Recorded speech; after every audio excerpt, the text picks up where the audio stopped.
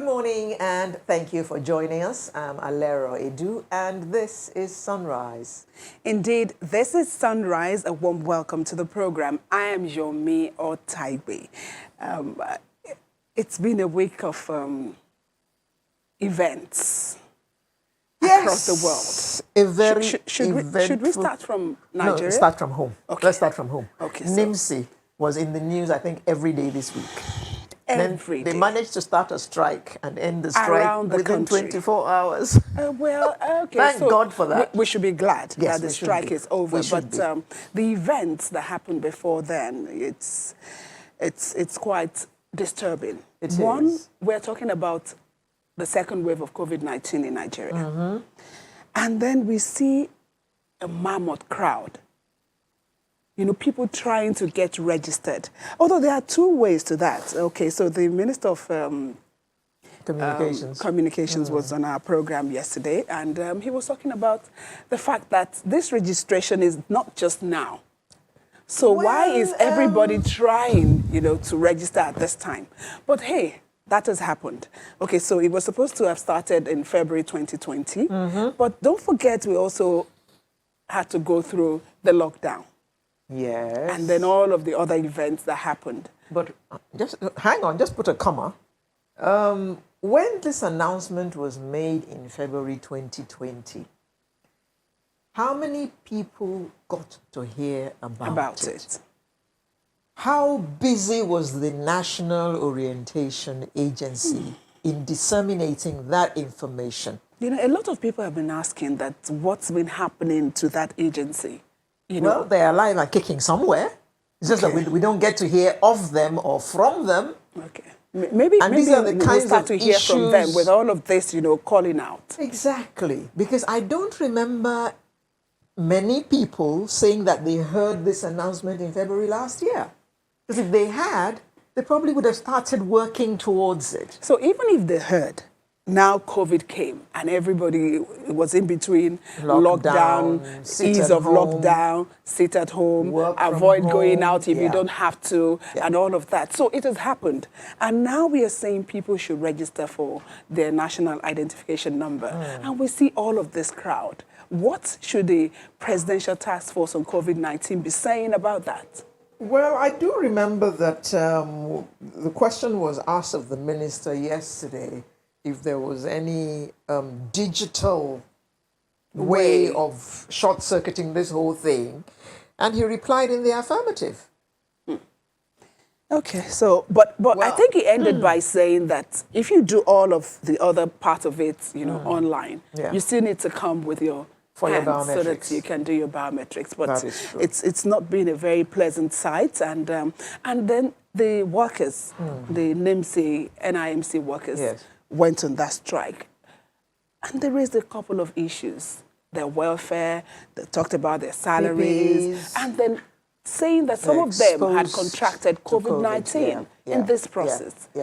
So the strike is over, but I think the issues are still there and they have to be addressed.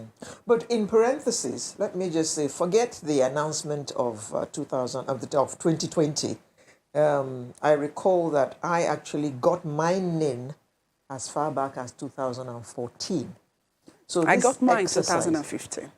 This exercise has been going on forever, and we had to wait to be given a deadline before we began to move towards doing it. It's a new year, and a lot of us may need to also think about the way we do things. So if there is an instruction that we need to do this, we don't have to wait till the last when moment. it's that last moment. And on the international scene, wow, democracy was under threat. The great incursion.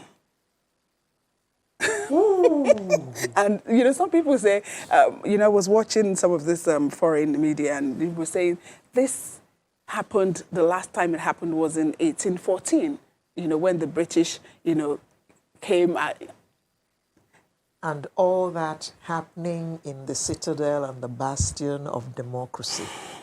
They are the ones showing the rest of the world what democracy is all about. And then this happens. Ouch. I was quite embarrassed on behalf of America I was quite embarrassed.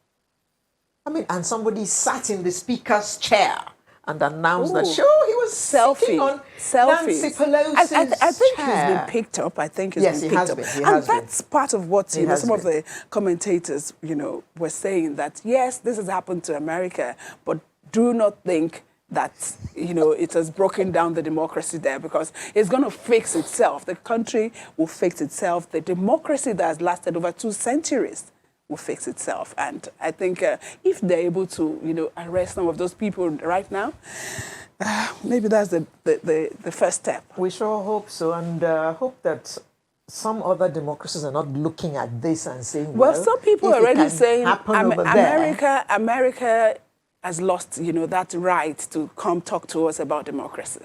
But hey, let's see what we have That's on the neither menu. here nor there.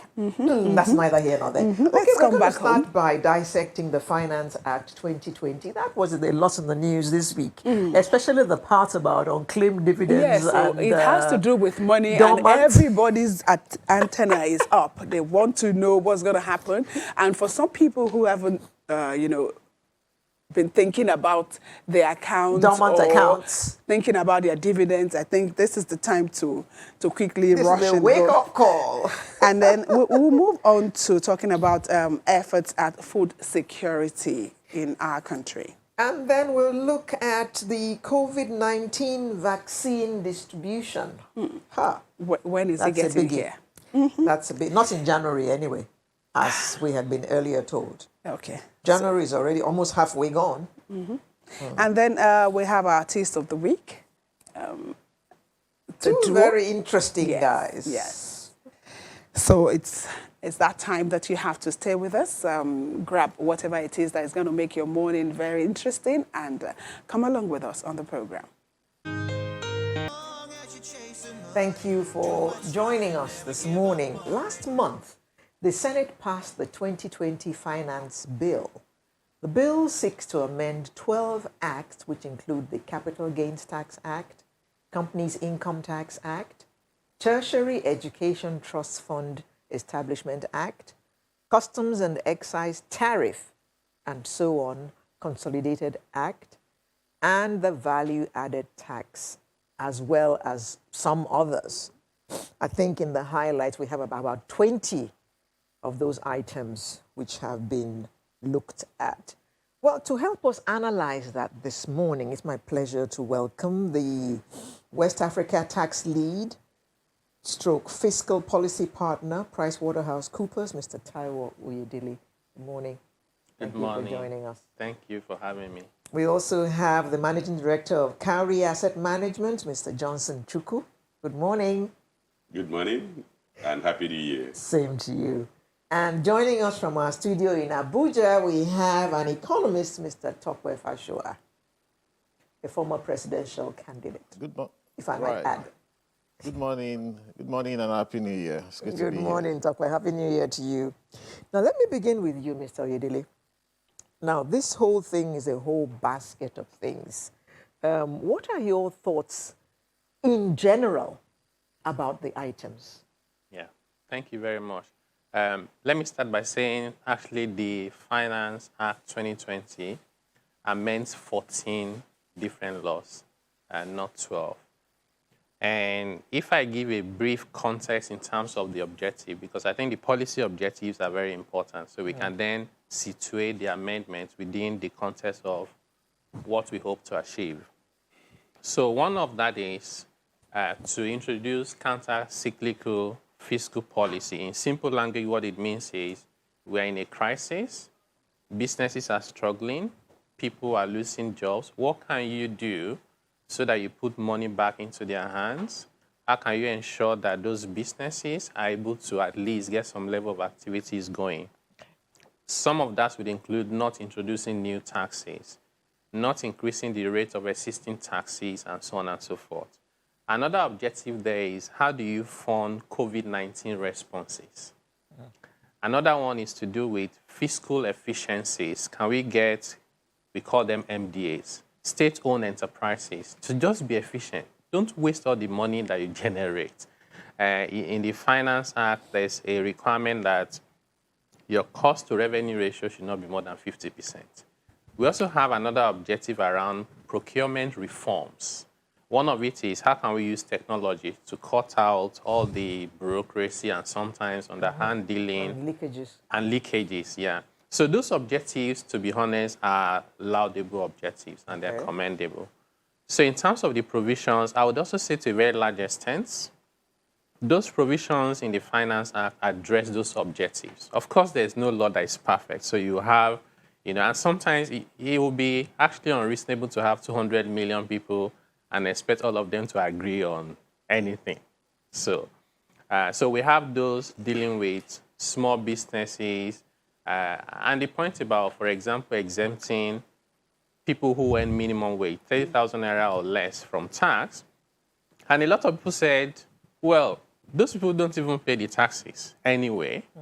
But the reality is, yes, that is true to a large extent. But what happens is the employers of those people, who are mostly small businesses, they pay people 20,000, some even pay 15,000. So they don't pay the PAYE. And then the tax officers will show up to do an audit and say, Oga, madam, you have not paid PAYE, and then they harass you because of lack of knowledge. They exaggerate the amount you're supposed to pay, and then they extort them.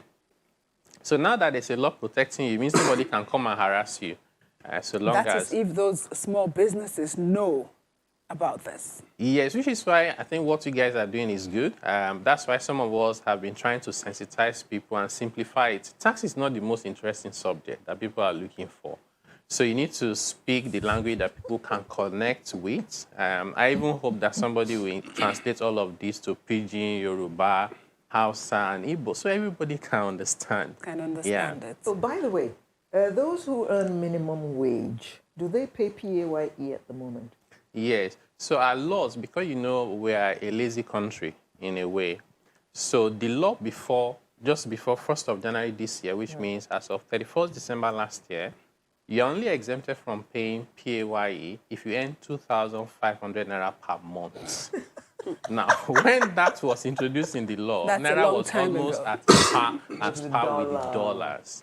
So it became completely ridiculous. So moving it now to 30,000 is a good first step. We also need to bear in mind that it's a period when government itself is struggling to raise revenue. So you can't expect it to go from 2,500 to 100,000. But over time, I think we should get there. And I always use the example of South Africa. In South Africa today, the equivalent exemption is about 160,000 naira per month. And same thing for Ghana, Kenya. They have their threshold a lot more than 30,000 naira. We can do the same thing to protect the poor. Mr. Chuku, like Mr. Oyedele said, tax is not a very interesting topic to people out there, except when you tell them they're going to pay more taxes. But there are some issues in that act that refer to a lot more people and things that a lot more people will be interested in. Let's talk about, for instance, the VAT, and then we will get to the, what are they called now? Dormant accounts and dividends and stuff like that. Let's start with the VAT. What does it say about VAT? Okay, if you look at the VAT, one of the things it did was to exempt some expenses from value-added tax. If you look at those expenses exempted, for instance, for anybody who, if you look at also the unclaimed dividend, because we have to look at those in the same context. Okay. If you come to the unclaimed dividend, it's actually set up a fund, which is called Crisis Intervention Fund. Under the Crisis Intervention Fund is where you have a sub-fund that is the Unclaimed Funds Trust Fund. Because in the first place, the Crisis Intervention Fund, there's a provision for 500 billion naira, which is going to come from the Consolidated Federation account, set aside for intervention in periods of pandemic, in periods of other crises. And then there is this component which is of greatest interest to most people, which is the Unclaimed Funds Trust Fund. Under the Unclaimed Funds Trust Fund, there's a provision that all publicly quoted companies that declare dividend, and the dividends are unclaimed over a period of 6 years, that dividend is unclaimed by shareholders will be transferred to Unclaimed Funds Trust Fund. Okay. And then also what you call balances in bank accounts, or what you call dormant account balances. That's account that have not been operated by the account holders that have been dormant for 6 years will also be transferred to that unclaimed trust fund. And then this will be managed by the Debt Management Office. And there is a governing board that will be composed of the DG of the Debt Management Office as the secretary. You have the central bank governor, the minister as the chairman, with a private sector person of strong integrity, recommended by the Minister of Finance to the president, appointed as co-chairman. You have the governor of the central bank. You have the managing director of the Nigerian Deposit Insurance Company. You have the DG of Security and Exchange Commission.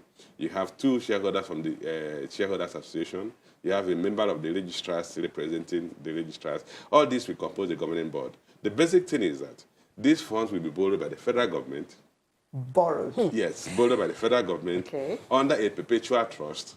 And the federal government will pay interest on those funds. Okay, so Mr. Chukwu, just hold your thoughts. We'll come back to this because I think in this Finance Act, this is about the one that is very, key to members of the public who are interested in knowing what's going to happen to their unclaimed dividends. We'll go on this break and we'll be back in a moment.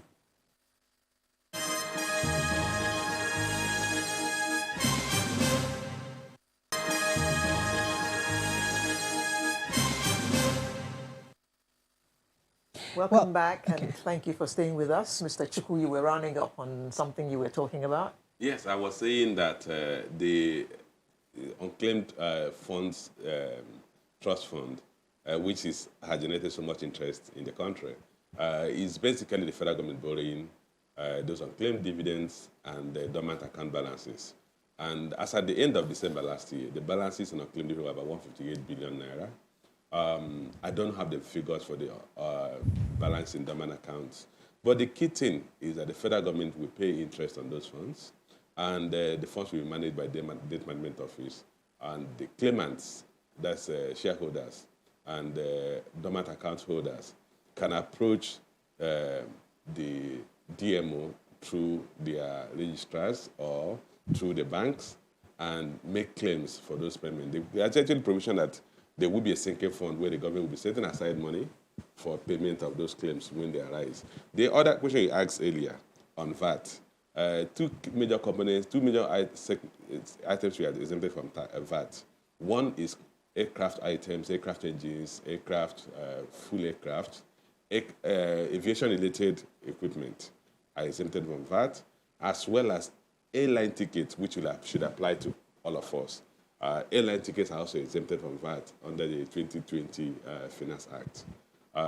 So those are some of the key changes we have in the Finance Act. Like we said earlier, the unclaimed dividend has generated a lot of interest. You asked me during the break who will manage such funds better. I think we can discuss that. My take is that we know that government is not very efficient in management of economic resources. Government operating businesses are not as productive as private sector driven because of the different value systems or different incentive systems. Government businesses, whether they make profit or not, they get their salaries, unlike private sector businesses. So if you look at who manages economic resources better, I would think the private sector businesses do that better. Again, whatever resource in the hands of private sector is deployed, it's not left idle. When you talk of unclaimed dividend, if the money is with the registrar or is with the institution that declared that dividend, that money is effectively invested in the operation of that business. So that when claimants, if for instance, in case of unclaimed dividend, if it's reinvested, then it also goes to increase the dividend that will be paid in future, because as company continues to make profit from it, its capacity to pay more dividend also increases. But all the same, if the government is going to pay interest on it, and the government will put a structure that people can claim their dividend or claim their dormant balances at any time, then there shouldn't be any cause for concern. We'll still come back to that because there's this issue of trust, when it comes to the relationship between government and the people. So, but let's go to Abuja studios where Mr. Fashua is standing by. Mr. Fashua, in this Finance Act 2020, which one of the provisions stand out for you? Oh, well, quite a few of them. But I think, we should take a historical perspective. In the military days when we grew up, budgets were read every 1st of January. And one of the things I remember then is that something akin to this Finance Act was always present. Even yesterday, I was listening to Boris Johnson in his address in September 2020. And he was talking about the British Finance Bill or Finance Act, which will set out, how spending will be done in the new year, which is 2021. I think what happened actually was that we took our eyes off the ball. People talk about the need for restructuring and all sorts of things and so on.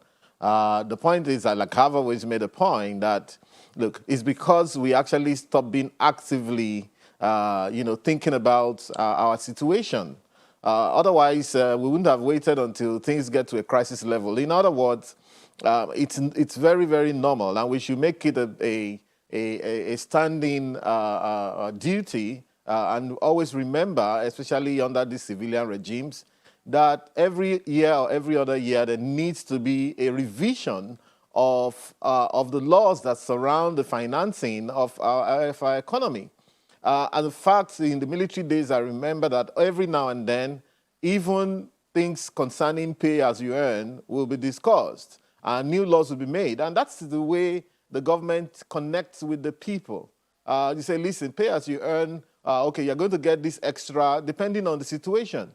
If you believe there's a lot of inflation and there's money in the hands of people and the economy is doing well and your crude oil, which is your mainstay, unfortunately, is doing very well, you may decide to increase taxes a little bit. And the way you do it will be very subtle, but you carry the people along. So there are a number of issues that are outstanding. I think perhaps the most outstanding one will be the need to sweep unclaimed dividends, as well as long-forgotten balances or dormant accounts in the banks. I may not agree with Mr. Johnson that those monies should be left with the private sector. For example, that unclaimed dividends should be reinvested so as to pay dividends later. I don't think that's quite equitable for the investors who why would the company reclaim monies that they had paid off as dividends? I also would not agree that banks should actually sit on dormant accounts and actually write them into profit, which I suspect may have been happening in the past. However, but it also brings up the issue, the government that is actually trying to take these monies in a kind of new borrowing because things are desperate right now. How well have they done in managing resources? How well have they earned the respect, and the trust of the people? So we're getting to brass tacks now, all right? We're getting to that situation where we'd have to ask ourselves very serious questions. Now, because if you must come to equity, you must come to with clean hands. If you must come to equity, we must ask people to surrender their monies in their accounts, even in their, maybe their dead parents' accounts or whatever the case may be. And of course, I think there needs to be a period of review, in which case people who haven't claimed their dividends, if there's a certain way that you can actually check for unclaimed dividends, okay, if people go to SEC website, you probably see a link there. The other time I shared it with a few of my family members, I realized that, look, quite a few of us were having some investments in different places. All I did was was check and search for Fashua. And a lot of investments have been made in the past. I don't believe that 1 naira should be left as unclaimed dividend in any company that is listed. I don't believe that 1 naira should be left in dormant accounts. Okay, as much as people should be given opportunity to go back and check and ensure that they use and claim their monies themselves. And if it's your parents' money, because I know that the process of filing, when people die intestate, getting their balances is a long process and what have you. However, those processes should also be made simpler so that people can get their money out. There's no reason why banks should sit on dormant account balances. There's no even reason why government should also sit on the same.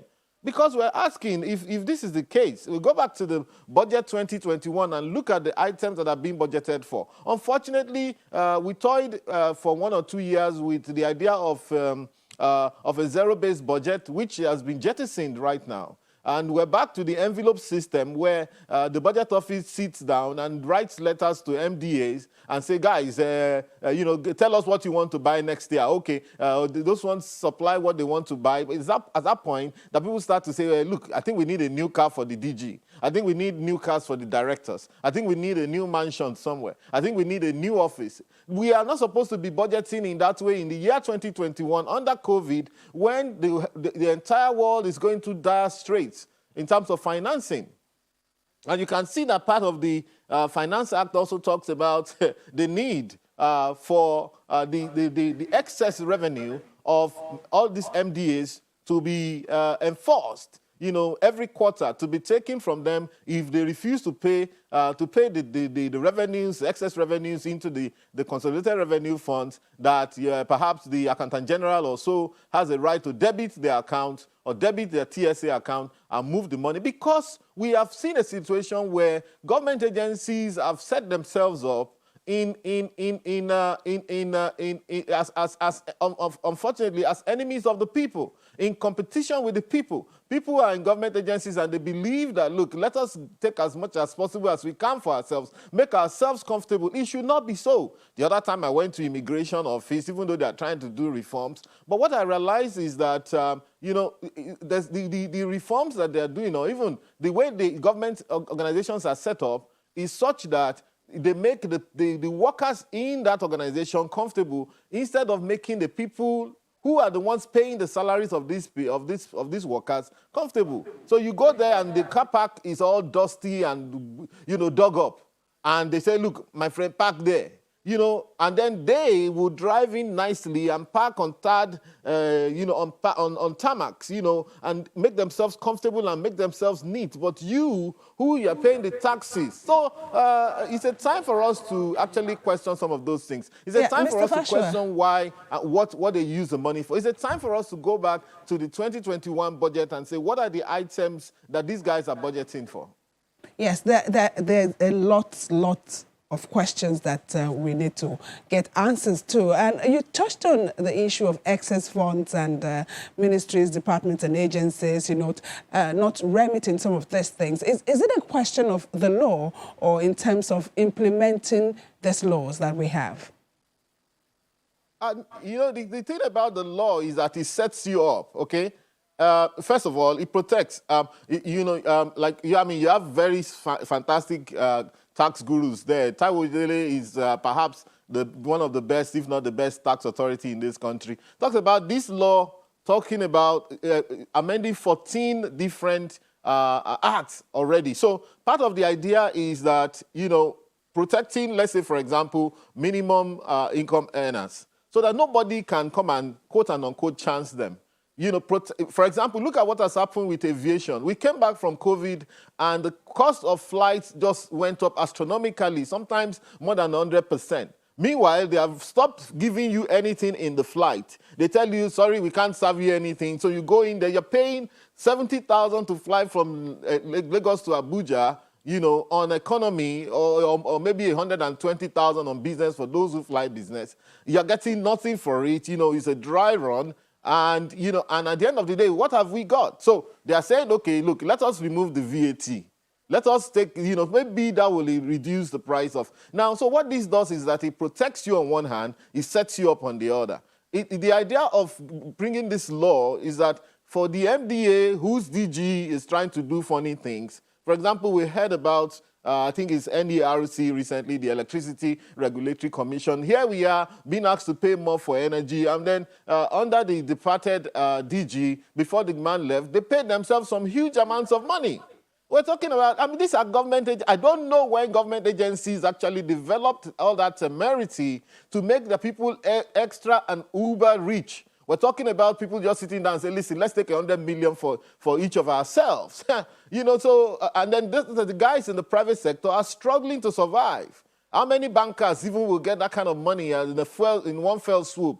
You know, and then we're saying, so the issue is that this act is meant to provide the very basis for us to continue. And I would want to say that this kind of act should be something that's embedded in our system. It used to be, it is in South Africa, for example. In every budget speech, you would hear that. That is active governance, rather than this idea of politicians getting into office. And I said that, and I've written about this, since 1999 to date, was when we stopped any form of restructuring, that people are complaining about restructuring. When last did we amend allocation formula? When last did we amend derivation formula? When last did we amend anything? You know, nothing. So it is now because we've now been pushed to the wall as a result of COVID. Crude oil is not looking very promising that much anymore. We have all these problems going on, and then we're now forced to think. And lastly, I would say, so that I can allow other people to speak, that we must ensure that all of these things we're doing, especially with the Finance Act, does not box us into a corner. Like, we're still thinking about how do we allocate what we have. The idea is to actually think about what we don't have and what we can create, okay, from our economy. So we're not just, you know, going on and on about how do we allocate the small money that's coming from crude oil. You know, we need to be able to generate more. One of the things that this Finance Act talks about is that every, you know, communication or telecommunication or information technology service that is produced in Nigeria is now subject to excise duty. It is seen as an export. Perhaps, you know, that's one of the ways of thinking and expanding your scope. We need to expand our scope beyond where we are right now. We need to be thinking about how do we bake the bigger cake, and in baking the bigger cake is not supposed to be dependent on just extractive resources that we sell abroad, on commodities and so on, which we are seeing that they are not going to be able to help us out. I read about China, and they said that one of the things that China did, is that, you know, they were able to look at local experimentation. And that is what we need to do. You know, we need to challenge our youth to experiment more in solving the problems that assail us. Okay, Mr. Thank you very much. Okay, we'll get back to you, but let me come back to Mr. Oyedele. Let me get to another of the key provisions in this Finance Act, which is the introduction of a one-off levy of 50 naira known as the Electronic Money Transfer Levy on electronic transfers and deposits of money in the sum of 10,000 naira. Is that going to affect any of, you know, the telecom subscribers in a way? Because if we have to look at it, you know, we're not just, if you say 15 naira, it sounds like it's a small money, but imagine 15 naira in millions of places. Yeah. Okay, so if you permit me, let me just make a brief comment on the Unclaimed Dividend Fund as well as VAT, and then I'll address your question. So I do think that in terms of the unclaimed funds, because it affects both unclaimed dividend and dormant account balances, I think the fundamental issue is the lack of trust between people and government. And two, I think government is too much in a hurry. I think this is something where you need more robust engagement with stakeholders, registrars, companies, SEC, investors, depositors, banks. And then the other important issue is that there's a reason why people are not claiming those monies. It's not like they don't want it. For unclaimed dividend in particular, if somebody passed on and you want to, as the beneficiary, you want to claim it, you have to go and do letter of administration. And then, excuse me, they tell you that this person has also 2 houses and all of that. They want you to pay 10% of the value.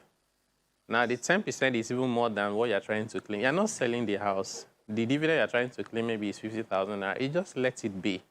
I have dividend warrant that I received after it became stale. And the cost of trying to go and correct it is more than the value. It's 2,500, 1,002. So government could have taken steps to say, can we help remove those impediments so that people can claim their funds? So that way you're seen to be sincere. On VAT, in addition to what Mr. Johnson said, there's also the definition now that says that land and building are not taxable goods for VAT purposes. What that means is if you transfer land, you don't pay VAT. If you buy a building, you don't pay VAT. And by extension, yes. If I buy the property from you now, Yes. I am expected to pay VAT to the state. If you buy a property from me, Yes. before, Yeah. because the law wasn't clear, the authorities, the tax authorities will ask you to pay VAT. Yes. Now they're saying there's no VAT because it's not a taxable good. And by extension, what it also means, based on decided cases, is that you shouldn't pay VAT on rent. Because rent is the right to use a property, and that property is not taxable. So therefore, the rent is not liable to tax. So this should be good news to people in terms of reducing their costs. Okay, Then sorry, before you continue, I think we just need to take this quick break, and when we come back, you start off, continue from where you stopped.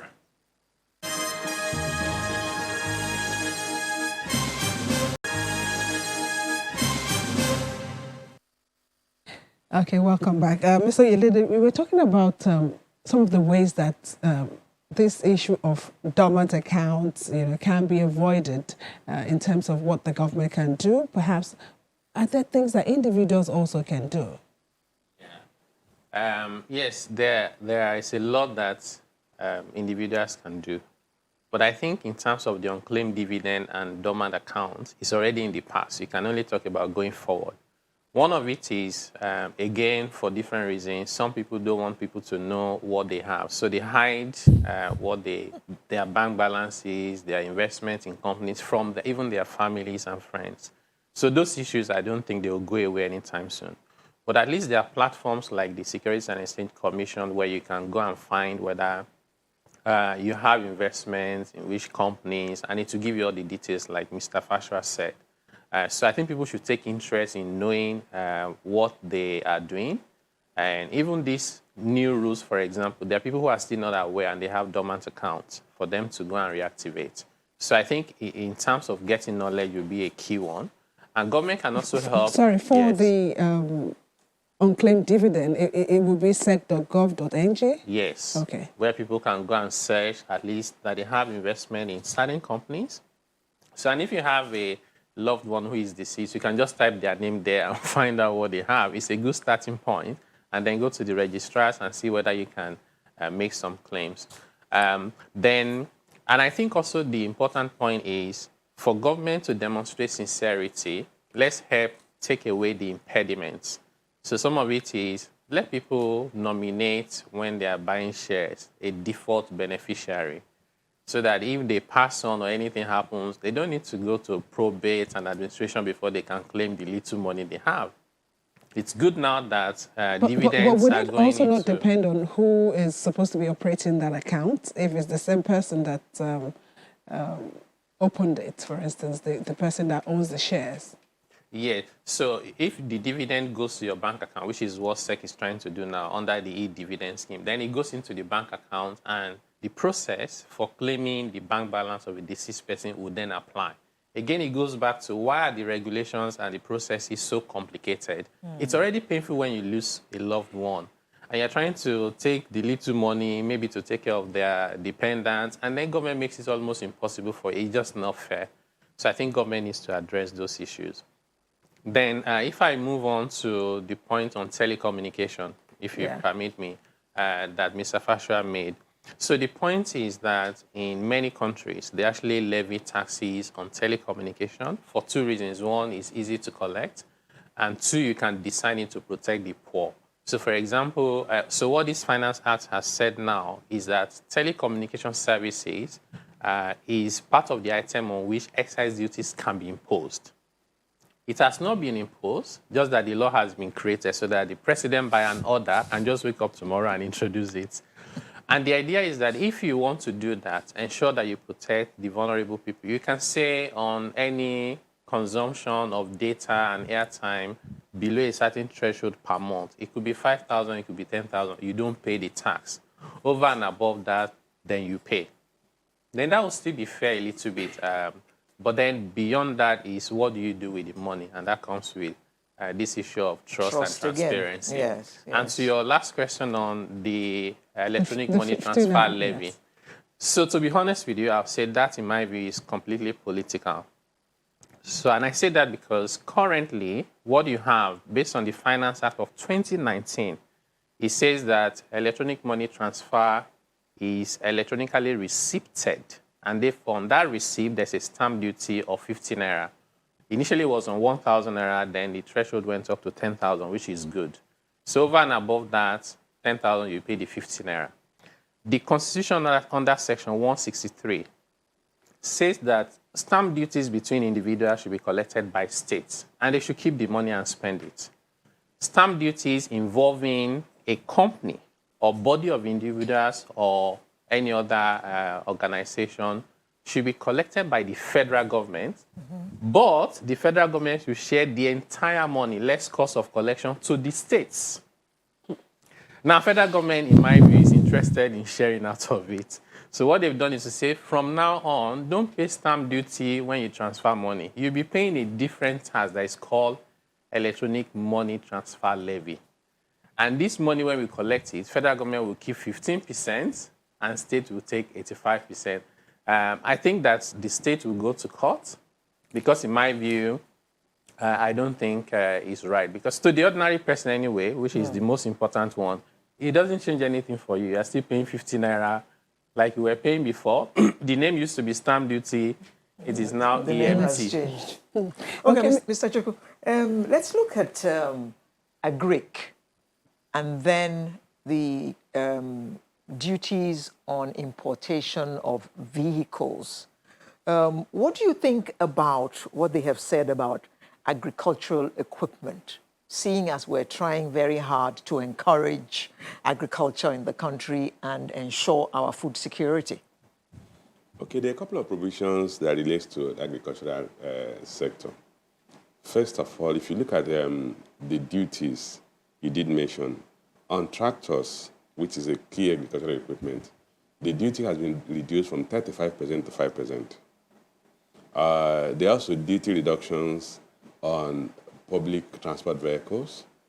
But Mr. Choku, I beg your pardon, isn't this counterproductive? Because we were making tractors, at least we were assembling tractors in this country before. Steyr, I think, was in Kaduna, and we had another one, I think, in Ibadan. So are we now jettisoning all those ideas about assembling our own tractors? I don't think so, but the key thing is when you want to make impose taxes on equipment or items you don't produce enough to meet local demand, the basic thing at this point is that the cost of those tractors, when made locally, is materially higher than what the landing cost would be if you bring them in.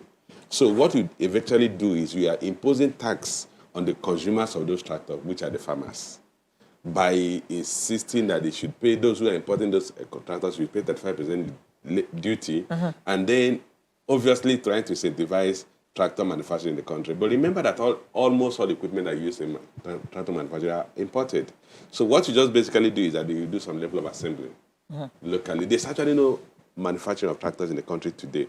Maybe those areas where we had Dunlop's tires were produced here, no tire is produced here today. So there's actually no component of a tractor that is produced locally. And because the duty of 35% was imposed on those tractors, then it then meant that for the agricultural and for the manufacturers, those in the agricultural sector, they were paying a higher cost for the input material. But back to the other aspects of the Finance Act that relates to the agricultural sector. Withholding tax has been exempted from all agricultural produce, primary agricultural produce, which are timbers, food items, poultry items, meat, and all the basic agricultural products. There's also provision for small and medium-scale enterprises under the Companies Income Act, under the amendment of the Companies Income Tax Act in the Finance Bill, in the Finance Act. There's a provision that small and medium-scale enterprises will enjoy 4 years of tax-free or tax holidays, which can be renewed if they apply to the president through the Minister of Finance, which can be renewed for another 2 years. And that, the Finance Act formally defined what constitutes a small and medium-scale enterprise, a small enterprise and a medium-scale enterprise. For the small enterprise, the definition is that it must have a turnover not exceeding 25 million. And for a medium-scale enterprise, it must have a turnover between 25 million and 100 million. So for those in that category, they've been exempted from one, minimum tax, two, that is the exemption from minimum tax, and then for those of them in the agricultural sector, I didn't mention the withholding tax. They have also been exempted from withholding tax. So these are designed to support those operating in that sector, the small and medium-scale enterprises in the agricultural sector, as well as those in other aspects of businesses. And as we're looking at diversification and trying to encourage people going into agriculture, let me go to Abuja. Mr. Fashua, you have said that really these funds that we're talking about, the unclaimed dividends and dormant accounts, the funds in the dormant account, you have said that they shouldn't stay with the private sector. Okay, so the government is trying to take custody of these funds. Which areas would you say these funds should be invested in? Okay, well, you know, we have over $100 billion dollars, I think, yes, in terms of infrastructure deficit every year. So that's something to invest on. Clearly, our job is cut out for us. There's so everything to spend on: infrastructure, education, health sector, for example. We're seeing the gaps with all this COVID issue. We're just lucky that this is not killing people at the rate that they said it will, because by now, a year after, maybe some said that maybe 40 million Nigerians would have died. Luckily, we haven't, and even though we're not even keeping the data or the documentation about why is it that this is not devastating, especially our poor people. So there are so many things to spend on. I want to quickly intervene on the issue of the car duty on new vehicles. Whereas I could see a bit of justification for agricultural tractors, but the point made by Madam Alero is very, very, very valid, that we had Steyr. Steyr was in Bauchi, and maybe Ibadan, I don't know, but I knew it was in Bauchi. It's dead now. And, you know, like I said before, the countries that have actually progressed lately are the ones that have been able to do a lot of local experimentation and get their youth and their young people, especially, to get involved in the productive process and industrialize. India, till tomorrow, has a very, very steep levy on new cars, and therefore you can see that the Mahindras, the Tatas, have been able to grow. In China, the Geely and new products and so on, they have actually started moving on, and you'll be shocked. In another 1 year or 2 years, the kind of products that those guys will be churning out. Nobody gave Hyundai, Daewoo, you know, and all these guys from South Korea, you know, the Chaebols. Nobody gave them an opportunity. But they actually sat on it, and they improved their processes and improved their products, you know. So if you look at it, you know, if you went to Daewoo, I mean, if you went to South Korea, their prime minister or their president drives a Daewoo or drives a Hyundai. If you went to China, it drives a Kikong. Kikong is one Chinese product that's not even very much exported. If you went to US, it's Cadillac, the car that the president drives. If you went to France, it's Citroën. If you went to Britain, it's Range Rover or Jaguar. So you can see that at that level, there's a nationalism. Forget about the World Trade Organization and what they will say in terms of corralling the rest of us and railroading us. And I was reading recently some write-ups from Professor Hausman of Harvard University that there's a certain false narrative that we have been railroaded into. So I don't know where the idea of actually reducing the duty on new cars from 30% to 10% or thereabout came from.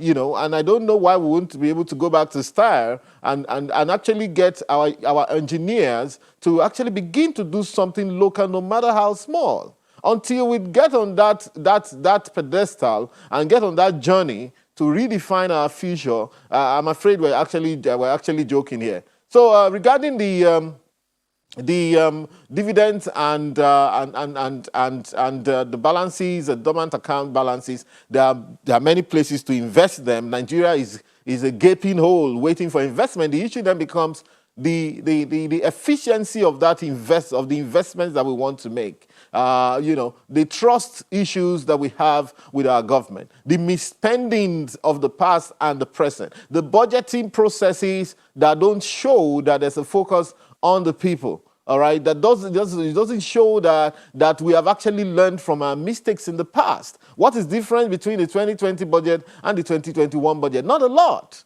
I mean, if you went and started dissecting, you will see that, I was reading an article in the Vanguard recently talking about some strange items in the budget. You see ministries that shouldn't be getting involved in some things, getting involved in them. Ministry of Environment maybe financing some IT issues, or maybe financing some, because everything has become a kind of pork barrel approach whereby senators and rep members insert all sorts of things in there, and everybody has agenda for what they want to do. So I think that's where we have to start from. Otherwise, this idea of claiming people's money will boomerang. Like I said, and like Mr. Idele amplified, perhaps a bit of time should be given for people to actually try and really, really claim their money. And like he said, it's very important for government to try and ensure that the process of claiming monies, claiming people's money who died intestate and otherwise is easier. And of course, the processes should be put in place such that there could be automatically somebody should be able to step up and actually use those monies rather than it go to government. We still do not trust our government. They have not earned our trust. They have betrayed our trust severally in the past. We have seen it's right there on the streets. As I was coming here today, I saw perhaps a motorcade of maybe the Enugu State governor going out of this Asokoro area. 7 SUVs back-to-back, black. What do we produce? Nothing. I mean, the man is probably just taking a stroll to the airport to catch his flight, or maybe they're going to pick him from there. And what do you need 7 SUVs for? And of course, the truth is also that, well, that looks a bit subtle. I ran into this motorcade of Bajabia Mila the other day. I was shocked. And so we need to tell ourselves some truth. We seem to think that we have arrived, but we haven't. And so I think this should define the way the government interacts with people going forward. We can achieve, but the trust is mutual, must be mutual, and we must start that process of rebuilding this trust going forward. Thank you. About trust, Mr. Oyedele, what level of transparency do you think the federal government should put in place, particularly with this unclaimed dividend and dormant accounts, funds in dormant accounts that they want to take custody of? Yeah, thank you. Let me quickly clarify the point around the auto policy and the import duties. So what government has done with this Finance Act is they have not reduced the import duty for new cars. They've only reduced the levy. So there's import duty of 35%. There's import levy of 35% on new cars. That's 70%. The reality is I don't know who was paying it. People would find a way not to pay, or they will grossly underdeclare the value of the asset. So government, to be honest, 70% on a new car. On a new car. What so if about you bought on a used car? On a used car, you pay only import duty of 35%, no import levy. But right. isn't that so the one that has been knocked down to 5%? What they have now done is to reduce the import levy, which is only applicable to new cars, to 5%. Okay. So what it means now, as from today, assuming that custom implements immediately, if you are importing a new car or buying a new car, you pay 40%. 35 duty and 5. If you are importing a used car, you pay 35%, which is what you were paying before. Okay. Now, how does that affect our auto policy? I think 40% is still high for anybody who wants to produce locally. And government, in fairness to them, I listened to the VP said the other day that these companies produce about 14,000 units a year. Our demand is over 700,000. So why punish so many people? Because so what you need to do is, government has said that, I hope they implement it, that they will develop a government policy that government must buy those locally produced ones. Government alone, all the state, local government, and federal government will consume that. And as those people up their capacity, you can then adjust the import duty rate. Okay. So we don't need to punish ourselves because we're trying to. So that's what I thought I should clarify. Okay. Then, to your question about this unclaimed dividend level of transparency, what government needs to do first and foremost, the engagement is very important. Listen to all the stakeholders about their concerns, and then demonstrate to Nigerians that you have taken steps to address those problems. And whatever is left, which is the residual problem, set up that scheme, make sure it's very transparent, communicate to Nigerians. There should be a portal where you can find the process of claiming your money back should be as going to the bank to withdraw your money. And government, this council that they've set up, they should not start buying Jeep and creating offices and overhead to run this money. And perhaps some of the I'm sorry, names I have on to that. cut you short, Mr. Dele. Yes. We need to start. We need to actually close now. But I need for us to answer this question: how to retrieve the details of one's stocks. This is St. Gabriel and Ehimero Philip asked that question. So you need to give us that site again, Mr. Chukwu. Okay, it's actually sec.gov.ng. Yes. If you go to sec.gov.ng. that's SEC Okay, website. it's online. Okay, and it's on if the you screen go right there, now. you see the link. You can type on that link, you include your surname or all your full names, and then the system will throw up all the dividend, all the claim dividend you have. But I also must mention again that there is e-dividend today. So the issue of unclaimed dividend is almost a thing of the past. Okay. Thank you very much, Mr. Johnson Chukwu, MD, Cowrie Asset Management. We also had Mr. Taiwo Oyedele of PricewaterhouseCoopers, as well as Mr. Tokwe Fashua, an economist who joined us from our studio in Abuja. Thank you all very much, gentlemen, for coming to enlighten us about this Finance Act 2020. Sunrise will be right back with another interesting conversation. Do join us. Welcome back. So from unclaimed dividends and dormant accounts to food security. So let's talk about food security, which is a measure of the availability of food and individuals' ability to access it. For Nigeria, incessant security challenges, the COVID-19 pandemic, amid other factors, have affected food security in the country with its attendant effects such as malnutrition. You know, there was a time that they say, particularly I think around the northern region, we have 40% of children stunted.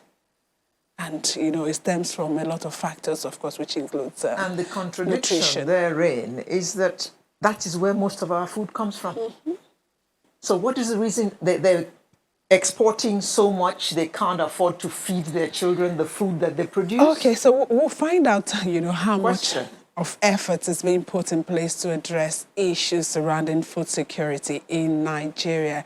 These and other questions will be answered by our guests. Let me start with our guest in the studio here is the chairman at Greek Group, Lagos Chamber of Commerce and Industry, Mr. African Farmer Mogaji.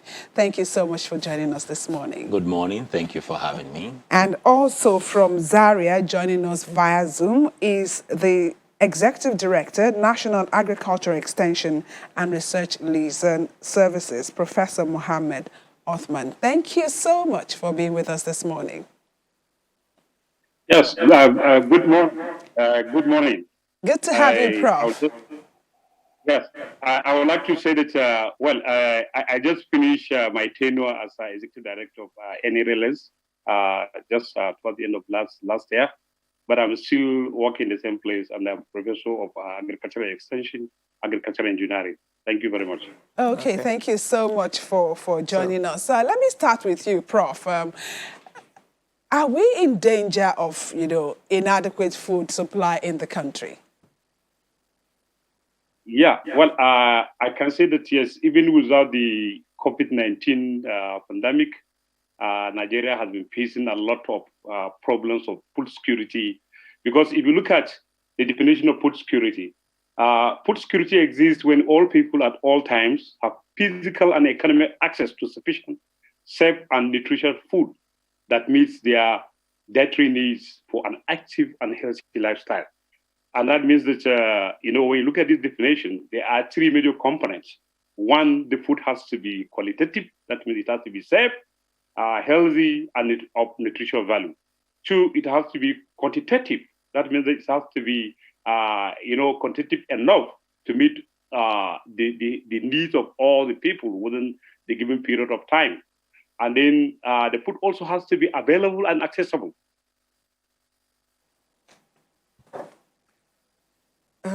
African Farmer, Yes.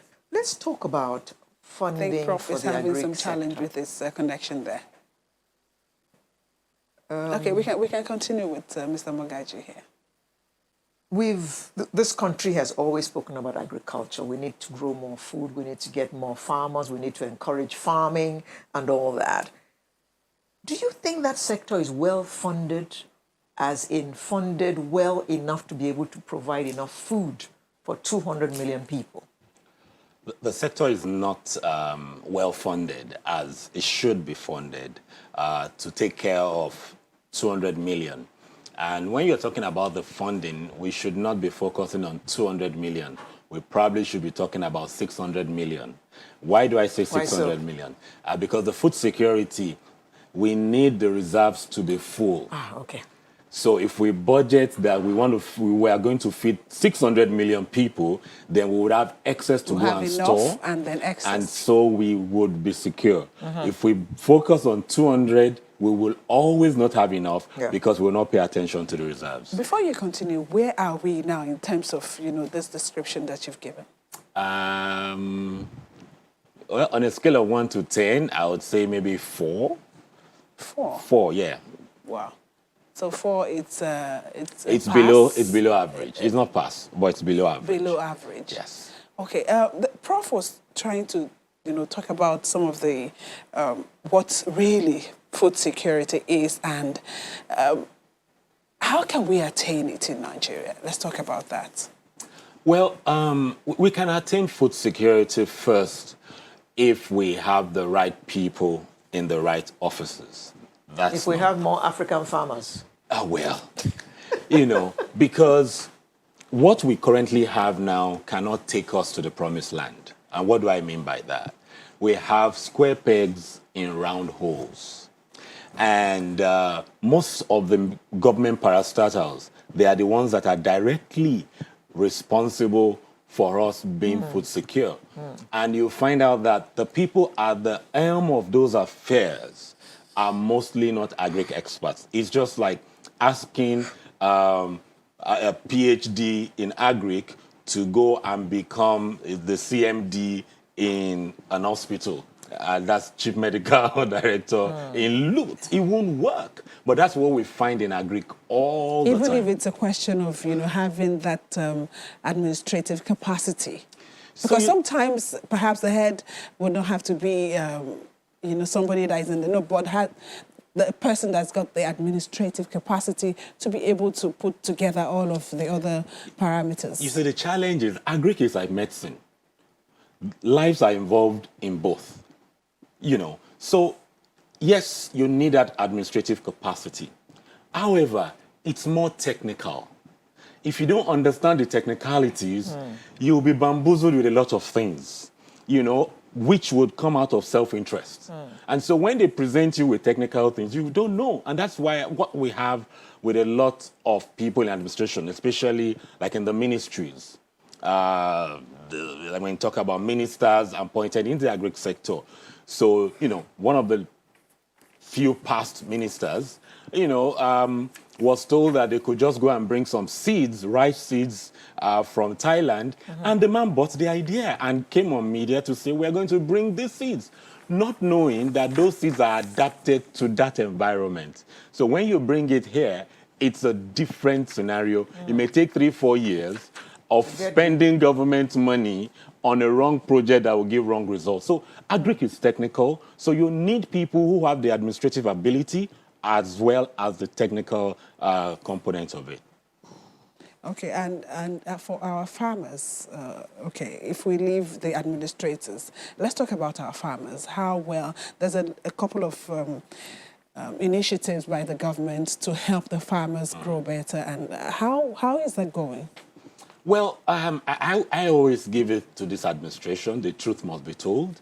In terms of filtering resources, maybe funding down, this administration has really tried a lot. There are some bottlenecks here and there. The money is getting to the people at the right time, which is the biggest challenge. But they've done better. However, also, I always say monitoring and evaluation. We don't fund monitoring and evaluation like we fund these projects. And 2, we need to also move a bit, we're not getting the right results projected even by the government.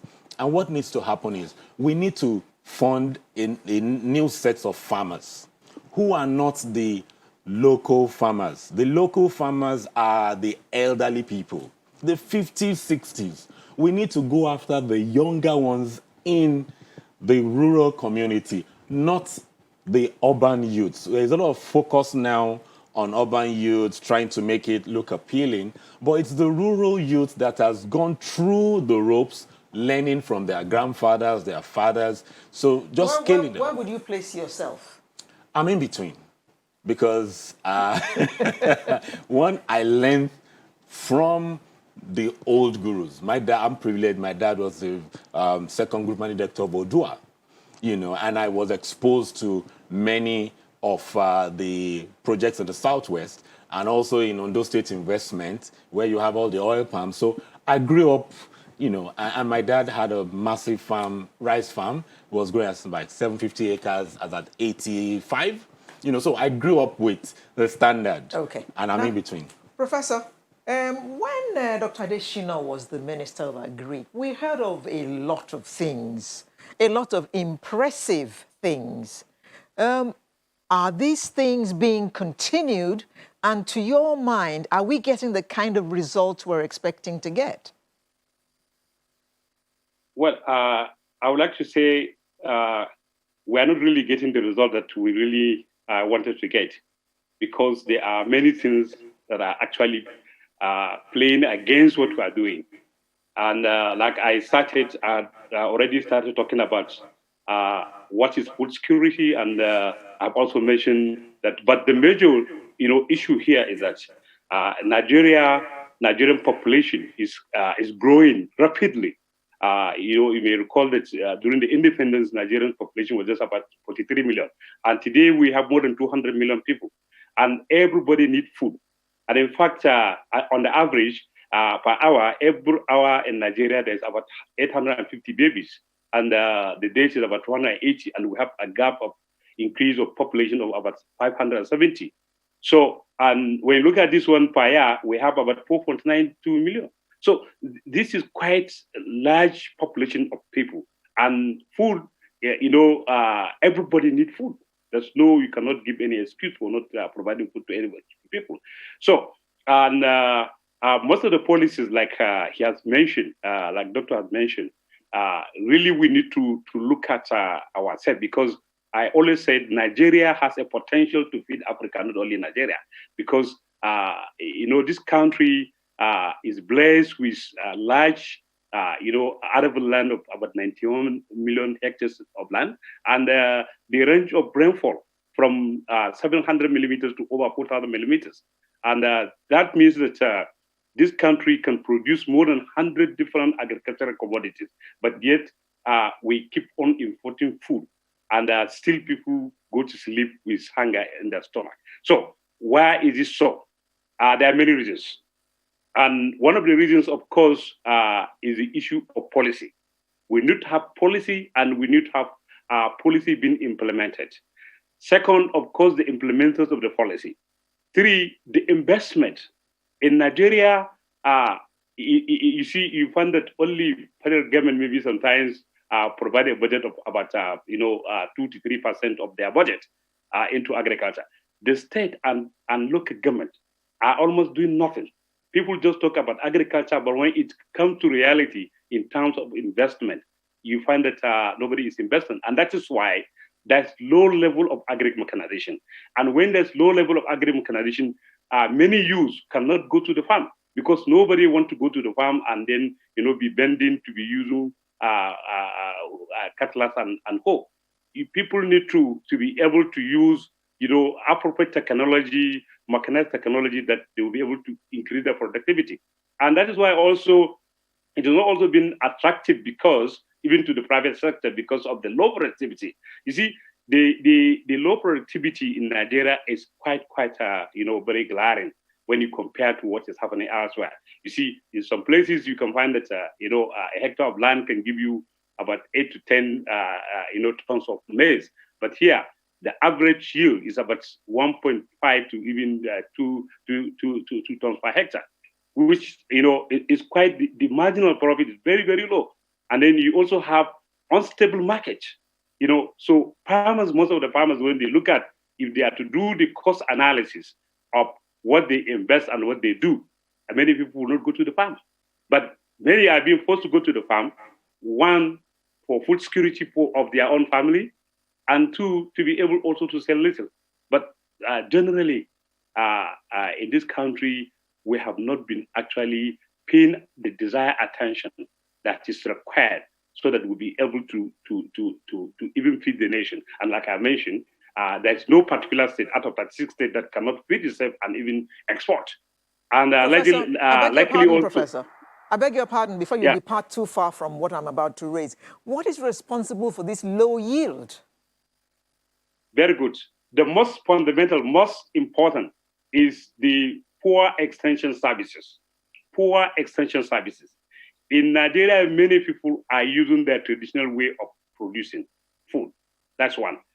And if you don't use knowledge, because today, agriculture is driven by knowledge. It is this knowledge that will make you to increase 3 or 4-fold of whatever production that you have been doing in the past. But in the same area, you can find that, like I mentioned, 1 hectare can produce about 8 tons per hectare of maize, and in Nigeria, hardly you can get 2 to 2.5 tons per hectare.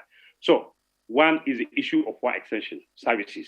As you may recall, many young men now don't even know the existence of extensions personnel. And the ratio of extension personnel to number of farmers in Nigeria is between 8,000 to 10,000. One extension is to serve about 10,000, which is practically impossible. And then coupled with the fact that extension requires movement. You cannot do extension in the office. You must go out. And if you don't go out, there's no way you can actually contact the farmer, do it, because the extension is not only giving information, but also practically participating for farmers to see, establish a demonstration plot so that farmers are seeing and are doing it. And that's how they will learn. So we have that problems of extension services. And like I also mentioned earlier, the investment. You find that if you look at all the budgets in the last 10 years, there has never been a budget of government, either federal or state, that has reached 5%. And not only the budgetary allocation, that's another issue, but even the release, because our financial officers feel that they can release money at any time. But agriculture is not like that. Agriculture is time bound. If you are to apply fertilizer this week and you refuse to apply till next week, there's going to be the result is going to be different.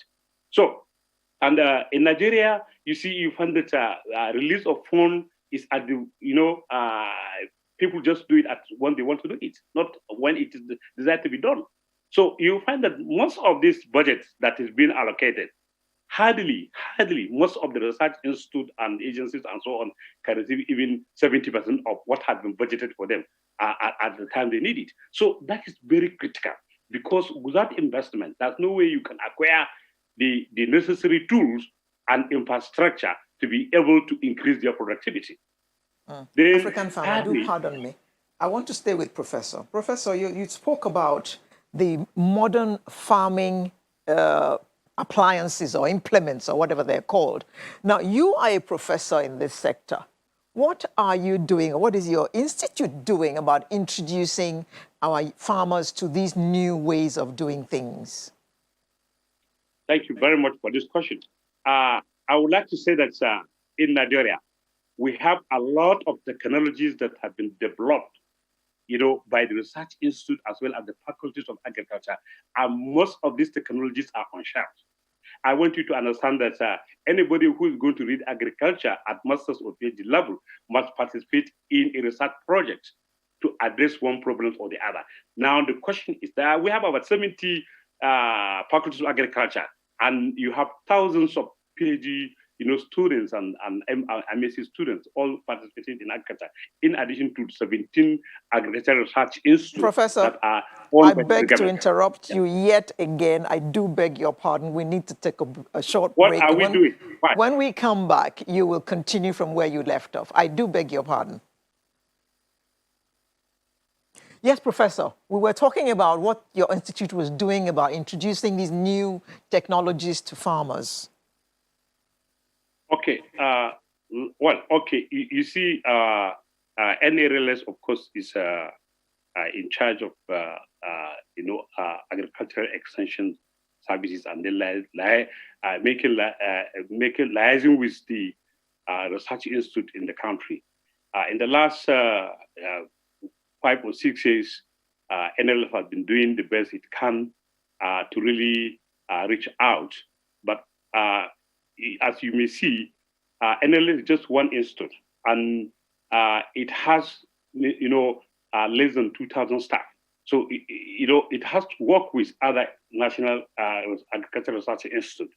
And those national agricultural research institutes, the question is, are we really, working together and things like that? Yeah. So there are a lot of, challenges. One of the major challenges, like I mentioned, is the issue of funding. Are we really funding this research institute as is supposed to be done, so that they can bring out, the technology that can be packaged and be disseminated to other people? But be as it is, in the last 3 or 4 years, there has been a lot of achievement that, like I mentioned, I completed my tenure by October last year, and there's already somebody who is now in the ED. But all the same, we are all, as a team, been working. There was an establishment of National Farmers Helpline, which has actually, become a platform that reaching out to the farmers as well as any other stakeholders. So, and then also reaching out to the National Research Institute that are doing. But like I mentioned, the nation, the population is quite very large, and being very large, it is quite also very difficult really to reach out to everybody. The state government must work or must wake up and do what is supposed to be done. Because as an institute, we are supposed to be working with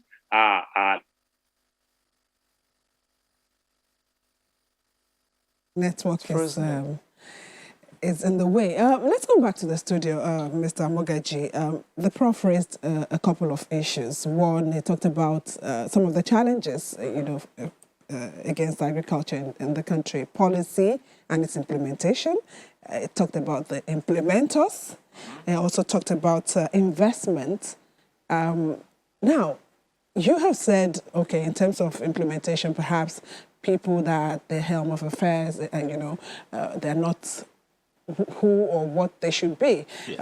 Although that is left to a couple of other discussions. But in terms of investment, where exactly should we be investing in? Who should be doing the investment?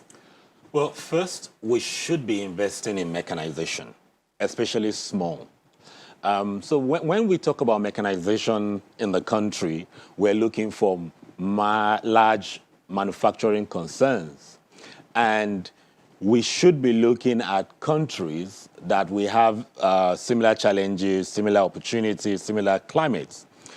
India, Malaysia, they develop the agricultural sector on small and medium, not large.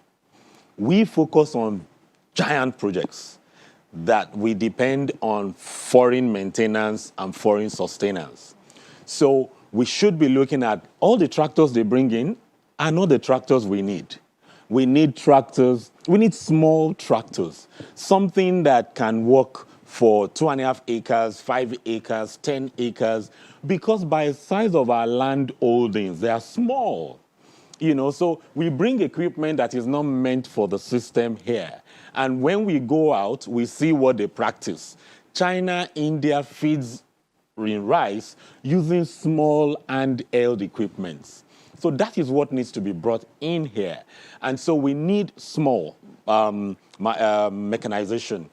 However, we also need to put in money into the processing, cottage and modular processors, where, okay, we don't have the funding, the government doesn't have the funding to make sure that all the roads are fixed. So what do we need to do? We need to get modular processors that can operate in the rural community so that at harvest, they can quickly add value in record time, and that can prolong the shelf life. But we're not putting the investment in small mechanization and small processing. If we put in money there as against giving seed fertilizer to farmers, we will do better. And when the Prof spoke about productivity, I have always said we should not be focusing on production. We should be focusing on productivity. What that means is, so instead of us getting, like he said, we have about 1.5 to 2 or 2.5 tons per hectare as against 8 to 10 to 12 in some places. The same 1 hectare is 1 hectare in Mexico. It's the same 1 hectare in Brazil. But Brazil will get 10 tons. We need the quality seeds. We need to be able to test the soil. These are the things they do out there. The rural farmers, the people we call rural farmers out there, have access to these things. So the quality of the seeds, the quality of the soil. So if you bring seeds from America and put it in a deficient soil, it's not going to give you the results. So those systems is what we need, but that's not where we are putting money. And training for farmers too. It's a capacity development. And I say this, many of the people, yes, we're all promoting now food security. Post-lockdown, it became very apparent and clear to us that food is priority to all of us. Indeed. Now, so the thing is that if we focus on food, let all the banks, the oil companies, let all of them go and set up farms. The question is, do we have the staffs that can manage these things to the capacity in which the investors want to? The answer is no. So we need to retrain and retrain.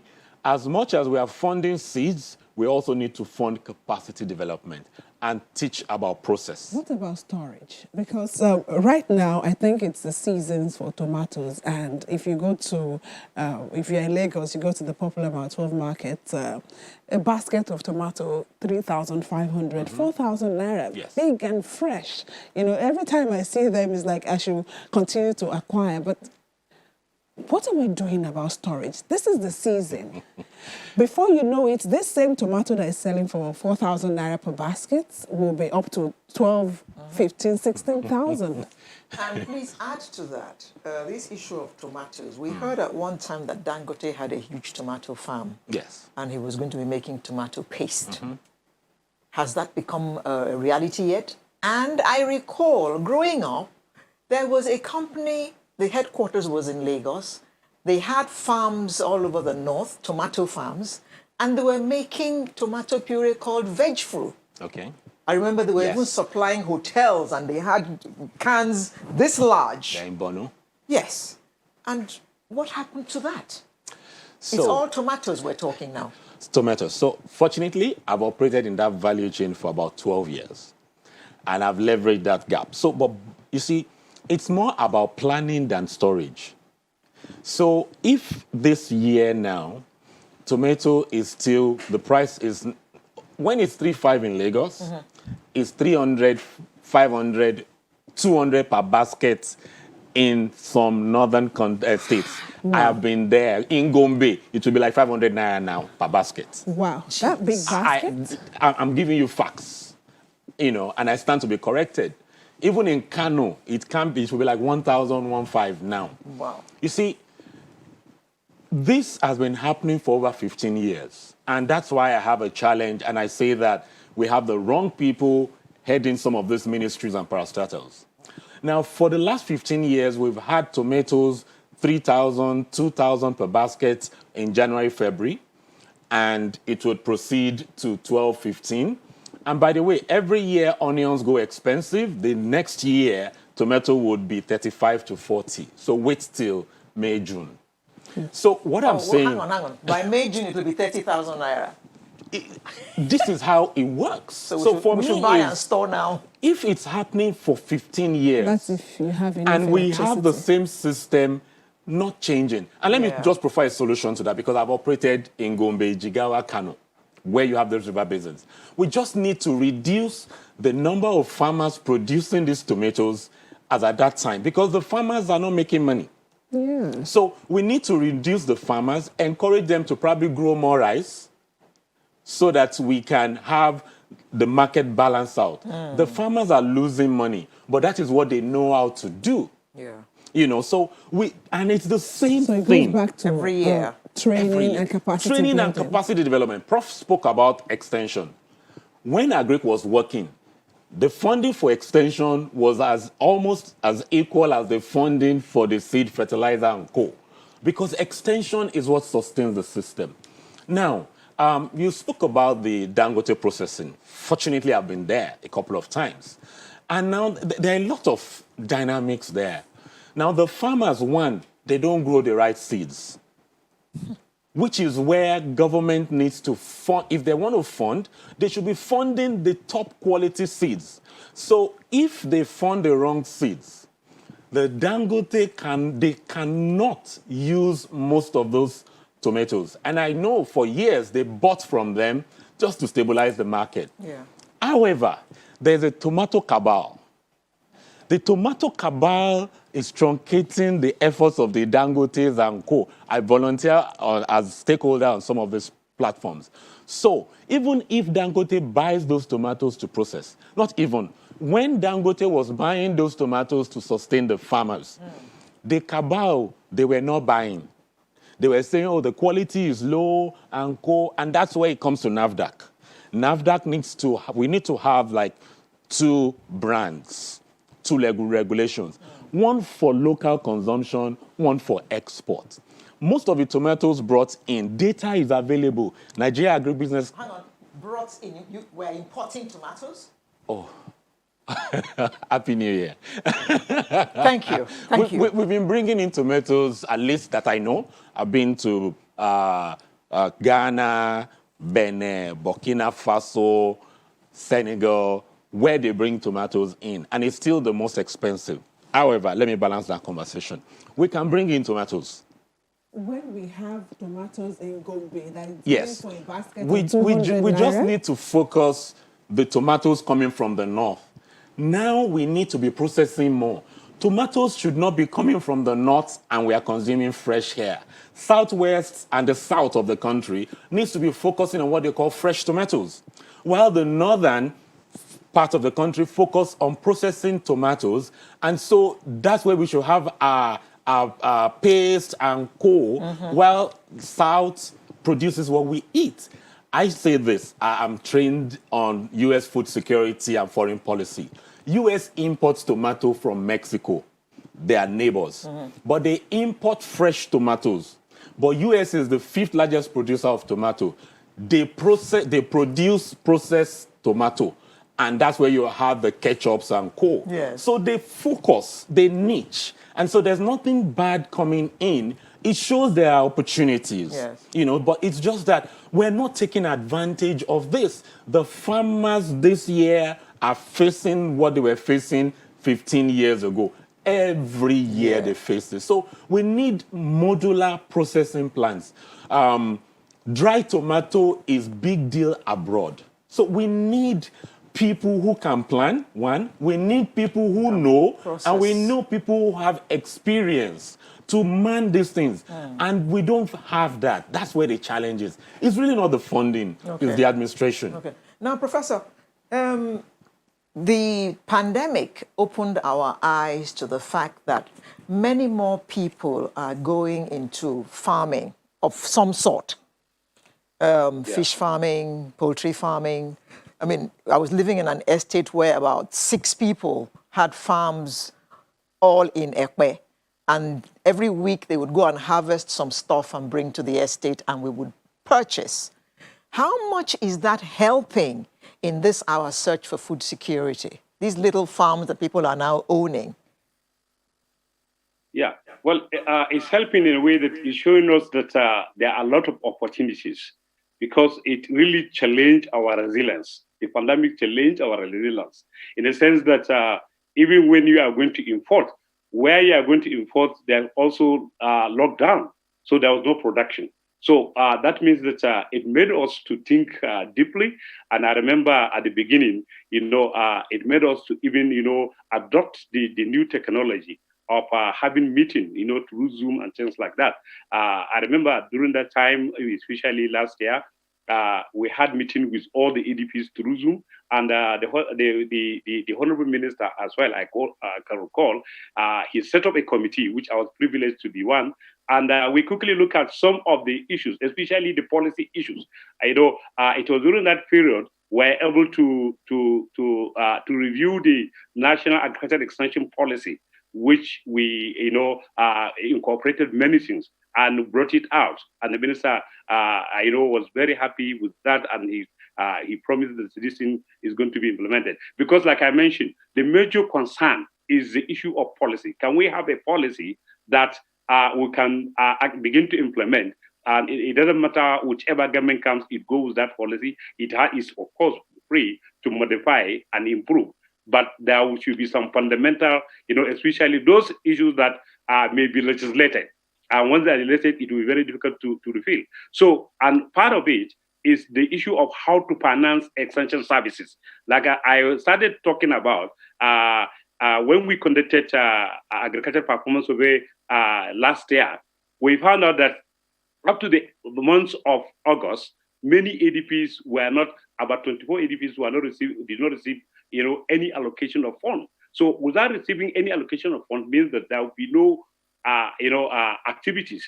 And the issue is that why is it that the ADPs, which is the frontliners of extension personnel or extension services, is not being funded appropriately? And that is the one issue that we look at. And it is already incorporated in the National Agricultural Extension Policy document, which we hope it will be legislated maybe this year. And once that is done, I'm sure the issue of funding of extension services will be over. Because most of these problems we are talking about is the issue of extension services. People don't really know, even they have been farming for a long time, cannot even identify it. They don't even know where to get it. They don't know how to even, even when you talk about fertilizer, you will be surprised to find that many farmers that have been using fertilizer don't even know how to apply fertilizer. So, and that is the beginning. So I think the pandemic really helped. Hello? Okay, thank you so much. We got a lot of that, and he went back to the issue of also, capacity building. But before we go, we need to go in like 2 minutes. If I don't talk about rice, local rice, I'm not sure this discussion is going to end. We're talking about, doing well in rice farming. Is that the case? Because this last Christmas, we still got a bag of rice, local rice, 28,000. Some people talking about 30,000. Well, two things about rice is we've not gotten it right with producing rice that consumers want. The rice we get, which is the first stage, really, the rice we get is not the rice consumers want. So it's just when they open the borders, people will go back to the old rice. Two, what is the cost of production? The quality of our seeds. We plant more grains, which is, than the seeds. So the input, we don't have quality input. The fertilizers are not the quality, is not the quality required, the input. So for rice sufficiency, we're still far, but we've made significant progress. What happened to lake rice? Well, so lake rice, flood affected lake rice. Okay. Lake rice, from Kebbi to Lagos, there's a challenge. But we need to watch out for the, I call it rice to oil corridor or the oil to rice corridor, which is the Dangote refinery to the Immortal rice. That's a corridor that is going to bring a lot of money. Wow. We're hoping that, Nigeria would indeed attain food security. You talked about if we are 200 million people, we should be preparing for 600 million. Yes. Thank you so much for coming on this morning. We've been speaking with the chairman, Agri Group, Lagos Chamber of Commerce and Industry, Mr. African Farmer Mogaji, and of course, from the National Agricultural Extension and Research Liaison Services, joining us from Zaria via Zoom, Professor Muhammad Othman. Thank you so much for your time. Thank you very much. Sunrise Daily. I could always pray for you.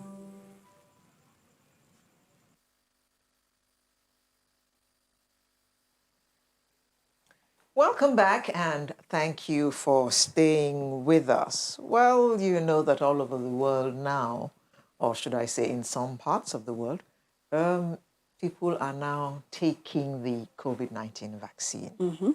So as countries around the world continue to procure COVID-19 vaccines, some medical experts have said that it is not possible for our own campaign to begin this month. That's what the Presidential Task Force had told us. No, they had towards told the us end, towards the end of last year. That's what I'm saying. That we can't do it this month as they had said we were going to do. So, when are we expecting our own stock of vaccines, and when are we going to start collecting our jabs? These and many more questions we shall put to the Chair, Rotary National Polio Committee, Dr. Tunji Funshaw, who joins us via Zoom. In fact, all our guests on this segment are joining us via Zoom.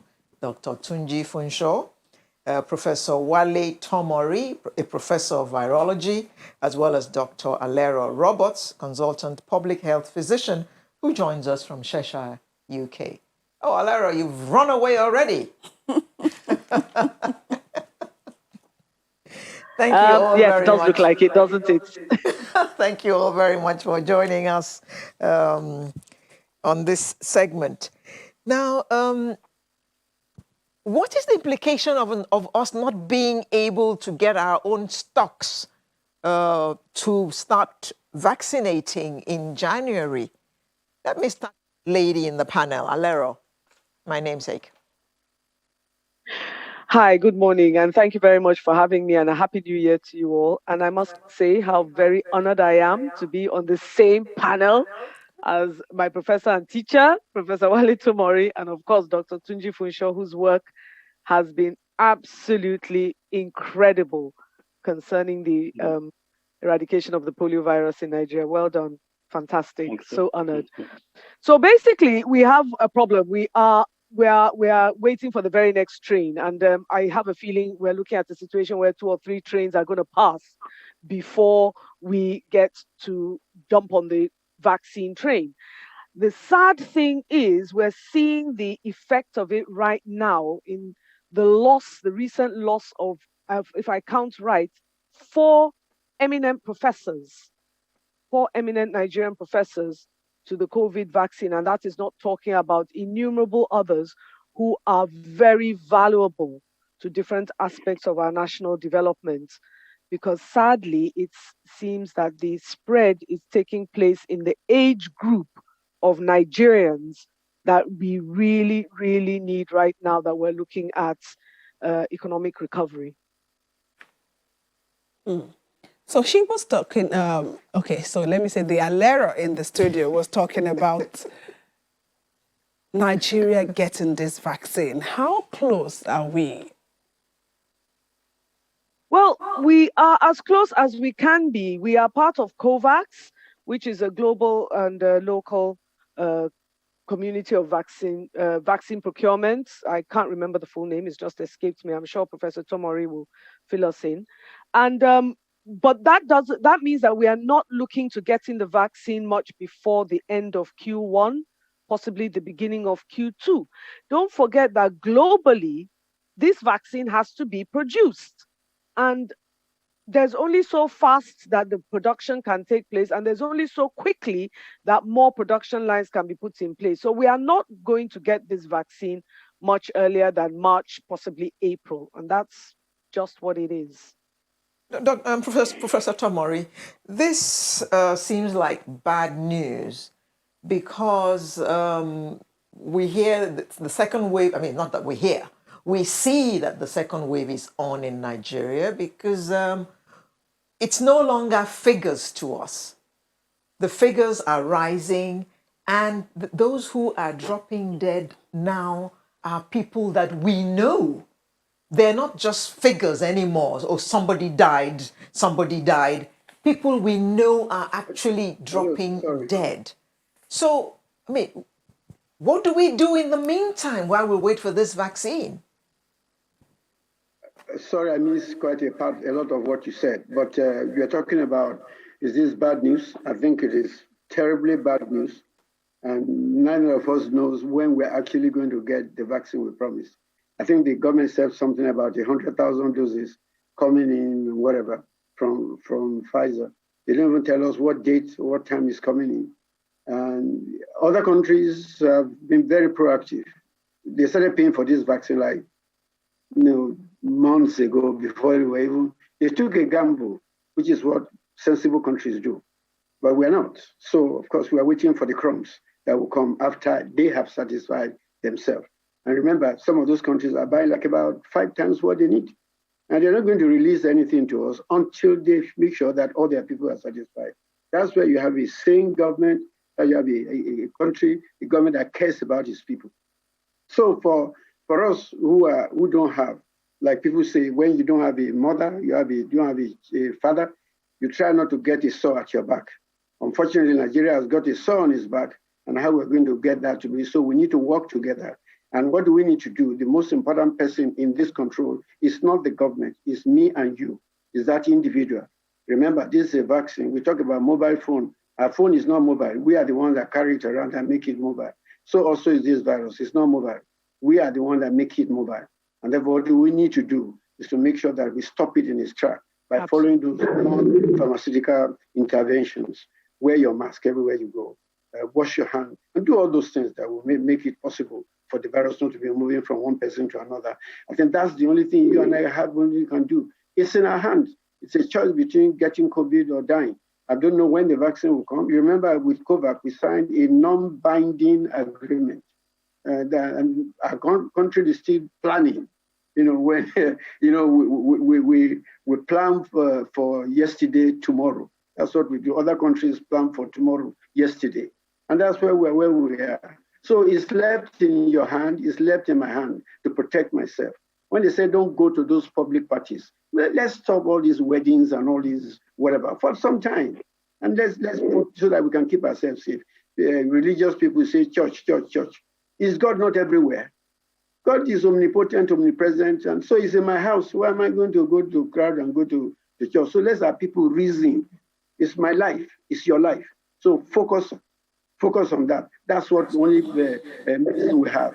Over. Yeah, Professor, I'm sure I didn't hear you right. Did you mention Pfizer, 100,000 doses of Pfizer vaccine?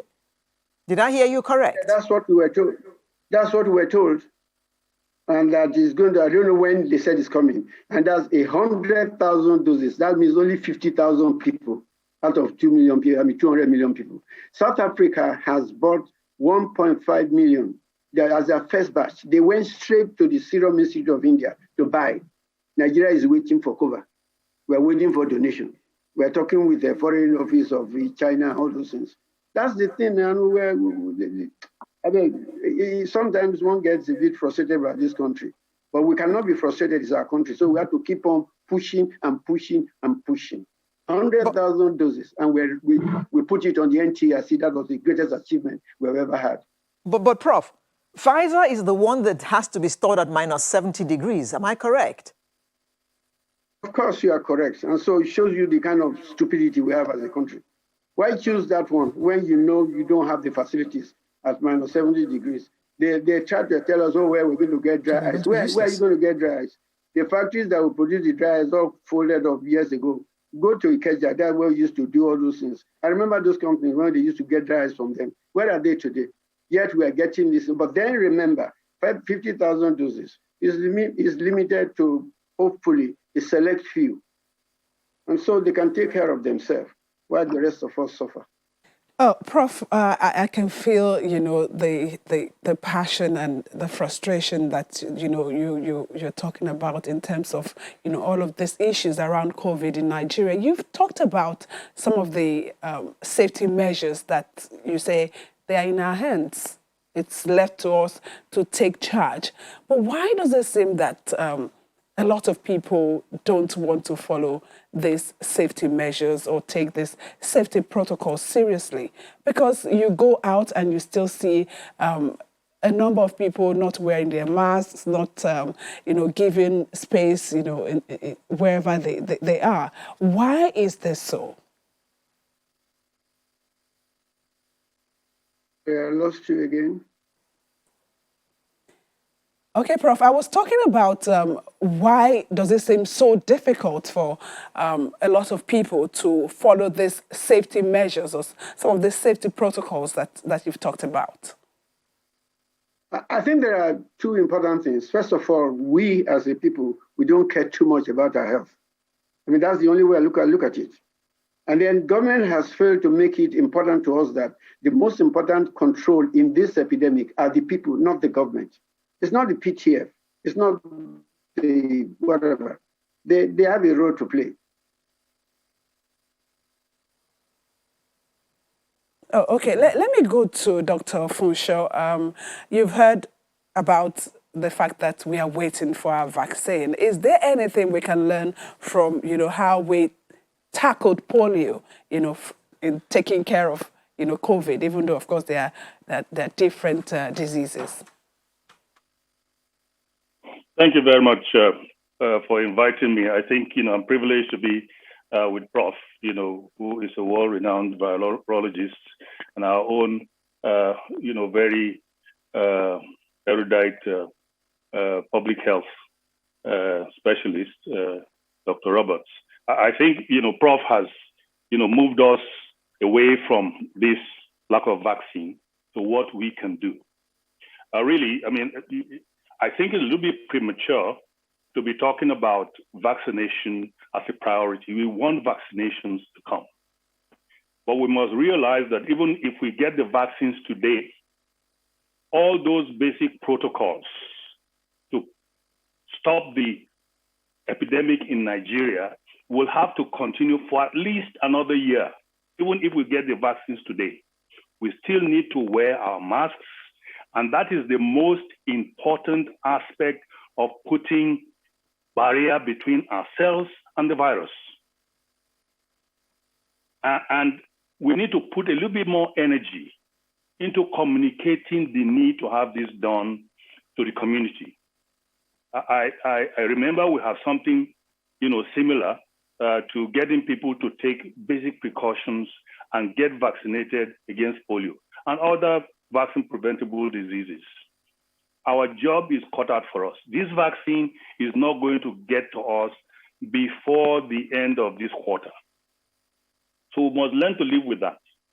I think the important thing now is, in the meantime, how do we protect ourselves and our people against succumbing to infection with the virus?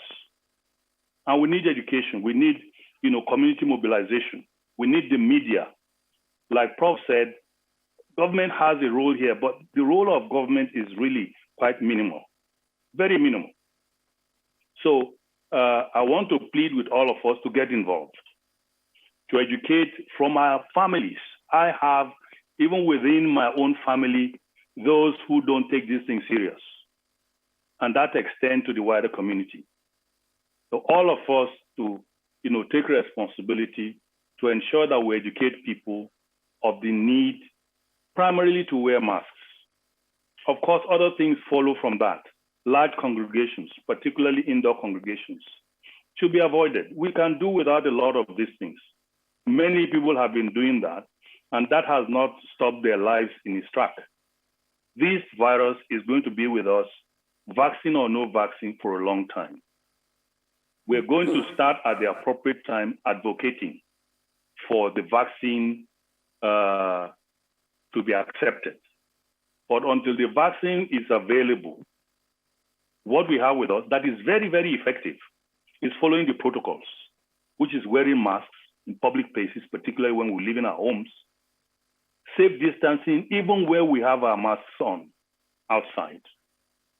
Avoid indoor assemblies, because the virus is spread not only by droplets, but also by aerosols. So if you are in an enclosed space, that virus is hanging up there. The person who shared it may have walked away an hour ago. And you come into that room and you are going to breathe quite a large chunk of that virus. And if you are vulnerable, you get infected. So it is very important, that we appreciate the need of what we need to do in the short term before the vaccine comes. Okay, Doctor, we'll come back to you. We'll just take this quick break. And when we come back, I think I'll also bring in Professor Tomori to tell us about this talk around herd immunity. Do we have it now in Nigeria? To stay with us.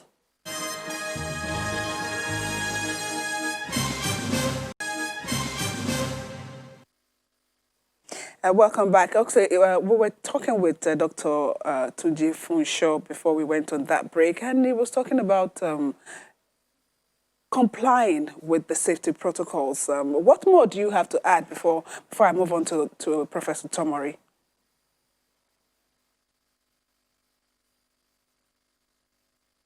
Sorry. Okay, sorry.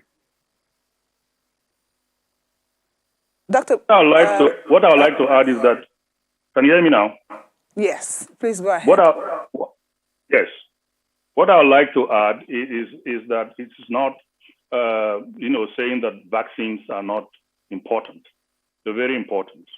I want to underscore the fact that we'll need these vaccines, but whilst we wait for the vaccines, there are things we can do that are very, very effective for putting a barrier between us and the virus, and that is observing the safety protocols of COVID-19 as set out by the National Center for Disease Control.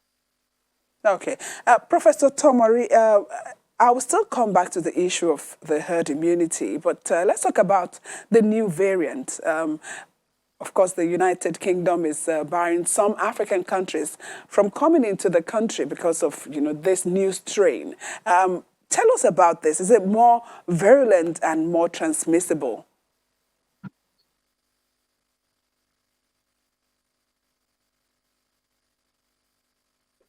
Hello? Hello, Prof. We can hear you. Sorry, I lost you there. I didn't get the question. Yeah, we're talking about the new variant of the COVID-19 virus. Is it more virulent and more transmissible? And do we have it already in Nigeria? The story we have is that they have in UK, they have in South Africa, and the UK one is spreading to different parts. So far, the information is that it is more transmissible, but it does not mean that it is more virulent. There's no evidence for that. Yes, it transmits much faster than the other one, but there has not been any concrete evidence to show that it is more virulent. But the fact that it is more transmissible means more people will get it, and also that increases the chances of many people not only getting it, but also getting infected and possibly dying from it. Right. Okay. As to whether we have it in Nigeria, as to whether we have it in Nigeria now, we don't have evidence because the study we've done has only been up to October. I was told that the efforts are being made now to get more samples from different parts of the country. And so maybe in another 2 weeks, we'll be able to know exactly where we are in the country. Okay, so the Nigeria Institute for Medical Research is, according to one of the professors there, is conducting this study on herd immunity. We want to know if indeed the country or the people will have this immunity against this virus. But and in the light of that, they are calling for caution in the procurement of this vaccine. Okay, so the professor we had, Professor Rosemary Aldo, said that yes, she would go for vaccine, but we need to do more in terms of research to know if, one, this vaccine that is going to come is not going to, cause maybe some kind of breakage in the line of what seemed to be working for Nigeria. We have the cases, yes, but if you compare it to some other African countries, it is not as high. Do you agree with that? No, I don't. And let me come out straight away. I saw that article where it says COVID-19 vaccine would destroy herd immunity. That's all bunk. The experience we have, and 2G will also confirm that. We continue to vaccinate our children. We continue to vaccinate our children during the polio to increase the herd immunity. Repeated vaccination at the appropriate intervals increases the herd immunity, not the way they are saying. None of them knows what the herd immunity is to start with. They said they're just studying it. I heard somebody say about 70%. That is not true, because even in other parts of Africa where we've done the herd immunity studies, it's been less than 20%. In Europe, in Africa, So to come and say, because you have herd immunity of 70%, therefore, in any case, if you now know my immunity, are you going to set me out and say, you don't take vaccine or you take vaccine? The normal procedure, the repeated vaccination at the appropriate interval increases the immunity of the people. So it's all, I mean, I quickly went back and corrected that in the next day, that it is not correct. And I think we should be very careful. And I wanted to believe that they were misquoted. But if they're not misquoted, then it's a wrong assertion. That is not basic immunology. Immunology says if I get an infection and give me a second challenge, there's what we call rapid development of immunity, which is called anamnestic reaction. That's what you get, not destruction of your immunity. When you get it at the right time and get the second, a third, or fourth, it increases your immunity. Please, let's get that message out to our people and not create unnecessary panic among the people. Okay. Dr. Roberts, we're back to talking about immunity again. Can you please remind us? Because whether it's the first wave or the second wave, we need to improve our immunity, and that way we may just be safe. Can you just remind us again how we can improve and increase our immunity? In this particular instance, Sismi, let's be very, very frank. Both Professor Tomori and Dr. Tunji Funsho have said it. The only way we can protect and improve our immunity is to keep away from the virus. Like Prof said, it's basic immunology. If you get infected with a tiny inoculum of virus, you challenge your immune system to produce antibodies. If you get infected with a massive dose of virus, you're on your own. The only way you can minimize your exposure to the virus is by distancing, masking up, hand washing. So far, that has been working. It is very, very sad, but it must be mentioned again and again. We lost 4 professors, and I happen to know this personally, and I've lost 2 other friends in the last 48 hours, mind you. You know, that which is making it real. Like you said, the numbers have names, and the names are people we know. It's because they were all at super spreader events. Now think of our classic social event. You are in an enclosed, air-conditioned environment. You are there for many, many hours. The music is playing loud. So you want to talk to your friend, you lean in close, and you are talking directly into the person's face for hours. Why won't you get exposed to a massive inoculum of virus, get sick, and die? That is precisely what is happening. There are no immune boosters that can prevent that. The only immune booster that can prevent that is stay away. Wear a mask when you're outside your house, or better still, don't leave your house at all. I have the privilege now of sitting in the UK and watching firsthand the battles they are facing. So we're not unique in this. This is not a Nigerian thing. This is a global thing. London is declaring a critical incident. They have no hospital spaces. Oh, now we want to come to Nigeria and do what? I know a friend of mine managing a center who is having to play eeny, meeny, miny, mo, determining who should come in and who should not come in. I've got other friends who are out on holiday somewhere in the Middle East, now all sick with COVID. Of course, they are at the back of the line. That country is going to take care of its own nationals first. There's no immune booster. There's no preventing, there's nothing that you can do to your immunity other than stay at home. Do not go to these super spreader events. If you must go out, wear a mask. And don't wear the mask on your cheek. Wear it to cover your nose and mouth. Wash your hands frequently. And if you can't, use an alcohol-based sanitizer. So far, that is working. That's about the only thing that we know that is working. Doctor, let me paint this scenario because I had this discussion with a woman at the market. And of course, I was wearing the mask and I was trying to ask her, how much is this? And she said, I should remove the mask, she can't hear me. And I said, no, this is how I'm going to communicate. She said, this thing is not real. I know we've talked about this before now, even, when COVID just came and people were saying it is not real, this is malaria. But this woman just last week is still telling me that this is not real. It is malaria that we are all talking about and giving it all sorts of names. What do you say to such a woman? Now you are going to really put me in trouble because this is where the real Dr. Lero Roberts is going to come out publicly. You don't have to be a statistic. The truth of the matter is stupidity kills. And unfortunately, stupid people are still going to die. You don't have to be one of them. If she can't hear you, she's not the only woman in the market selling what you want to buy. Move on. You're not going to get COVID simply because you want to buy tomato. If she doesn't want to believe it, fine. That's all right. You have value to yourself, to your family, and to society. Move away. So that's the woman at the market. But we also have some other prominent people who think that, you know, we're giving it too much attention that it deserves. We are seeing the reality now. We are seeing the reality now. As Smith said, these numbers suddenly are now beginning to have names. And these are names of people we know. Eventually, this is what is going to happen. It can be said that this global pandemic is almost like a cult. Maybe we're too many on the planet, who knows? But we have a choice. We have a choice not to be a statistic. We have a choice not to be an obituary. We do have those choices. And as much as possible, for the value of ourselves, our families, and our society, we need to exercise the right choices of staying away, staying at home, staying away from indoor assemblies. God is everywhere. You don't need to go to the mosque. You don't need to go to church.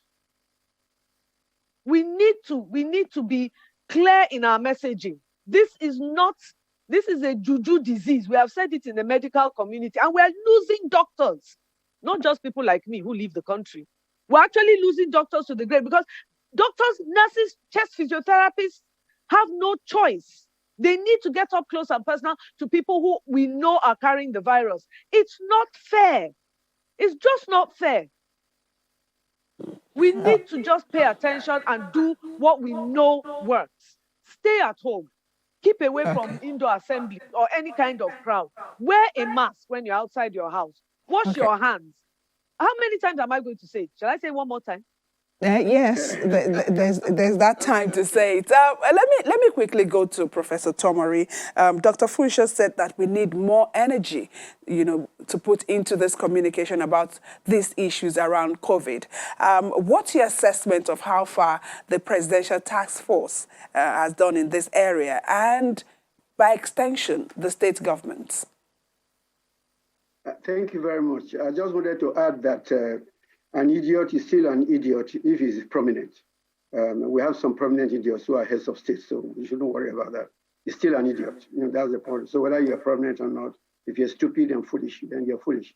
And as the other side, a carpenter comes to tell me that he wants to repair my car, I would be a stupid idiot to let him do that. So these are important things. There are a lot of people who make statements who don't know what they're talking about, irrespective of their prominence.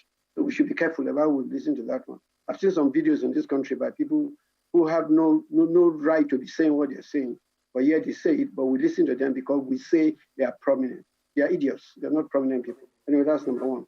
What do we need to do? Whether the task force is doing its work.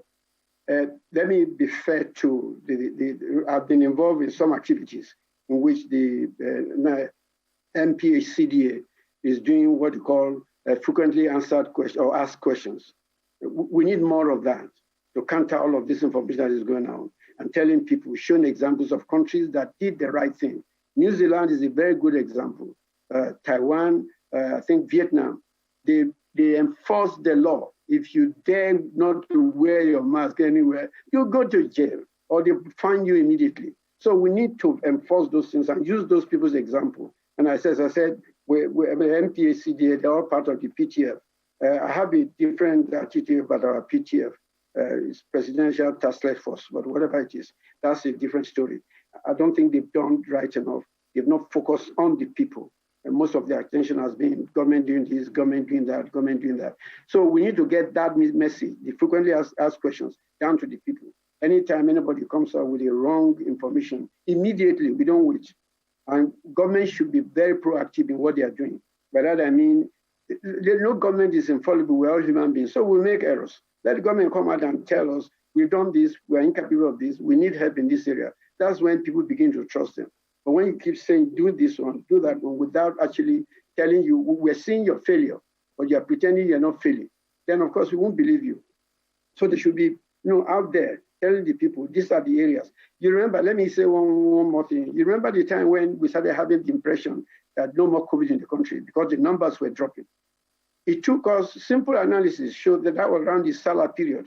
The weeks before the Salah, we were testing like about 11,000 samples per week. The Salah week, we're testing just about 4,000. Of course, your numbers would drop. And when those numbers started dropping, we started warning people, it's not that the numbers are dropping because the cases are not there, but because we are testing less. It took the PTF 2 weeks to make that statement that they were not testing well. By that time, every Nigerian believed that COVID was gone. So it was too late now to come back. So you must be proactive. When action is going, take action, correct the information as quickly as possible, and let people know exactly what you are doing. Why this? Don't wait for 2-3 weeks before you now say, oh, the last time we're not doing that one. And that's where I fault the PTF. I think they need to be right there on the moment. And you remember our country wanted to disband the PTF until the second wave came, and then the president said, oh, their life is extended until March. Don't give them any, they stay there until we sort this problem out, but then do the right thing. We've had some influencers who have actually recovered from COVID coming out and telling us their experiences. Like this week, we've had Alibaba, the popular comedian, coming out and telling us how he almost lost his life as a result of the infection. How effective do you think this has been? Because in spite of people we know recovering and coming to tell us their experience, which is less than palatable, people still don't believe that there is COVID. We need more of such people outside. In fact, if I were in charge of your TV stations, your headline news would be that one, not Buhari went to Daura. It will be that statement with Alibaba as the headline news. And at the end of the day, Alibaba as the closing news, so that everybody hears all the time. Because most people, what we see on our paper, our president did this, that one, did that one. But yet, the one thing that affects the life of the people, well, how does it affect me whether my president went to Daura? But then if Alibaba comes and tells me, I went through this is where I am, and many more people coming, and you make it the headline news, then everybody knows that there's a major problem in their hand. Again, the message is you are the most important person in this COVID business. Until we begin to let people realize it, the question is, what is in it for me? What is in it for me if I don't wear my mask? I probably will get infected. I would die, and if God forbid. But then if I'm the breadwinner from my house, I keep thinking, what's happened to my wife? What's going to happen to my children? What's going to happen to this? That's when we begin to keep stressing that important point. If COVID catches somebody in the government, how does it affect me? Somebody else will replace him. But if you are the breadwinner in your house, then nobody replaces you. So you begin to look at that. That me, I'm the more important person in this situation. So I shouldn't get this thing. Get that message down to our people. You are number one in COVID control, not the government, not the president, not the PTF. Okay. As we wind down now, Dr. Funshaw, what do you think the states can take away, particularly in terms of passing on this message at the grassroots level? I think just like we did, with polio eradication, I think we need to involve our traditional structure. I don't think we're using them enough. We also have right to what level. We have civil community groups that are known to the community, who know the community. They virtually know every member of the community. I think we need to have this communication thing sorted out. It is not difficult. We only need to decide to do it. And once they get convinced about the need for maintaining the COVID-19 protocol to prevent ourselves and also our communities from getting infected with COVID-19, I think we'll gradually be getting there. As it is now, it is something, like Prof said, we mentioned once. This is something we have to do repeatedly. Our challenge now is that, Prof mentioned, Alibaba. It will trend for maybe a day or two, and that's it. These are the kind of stories we need to keep out there. When you mention it, regularly, continuously, tenaciously, it will sink.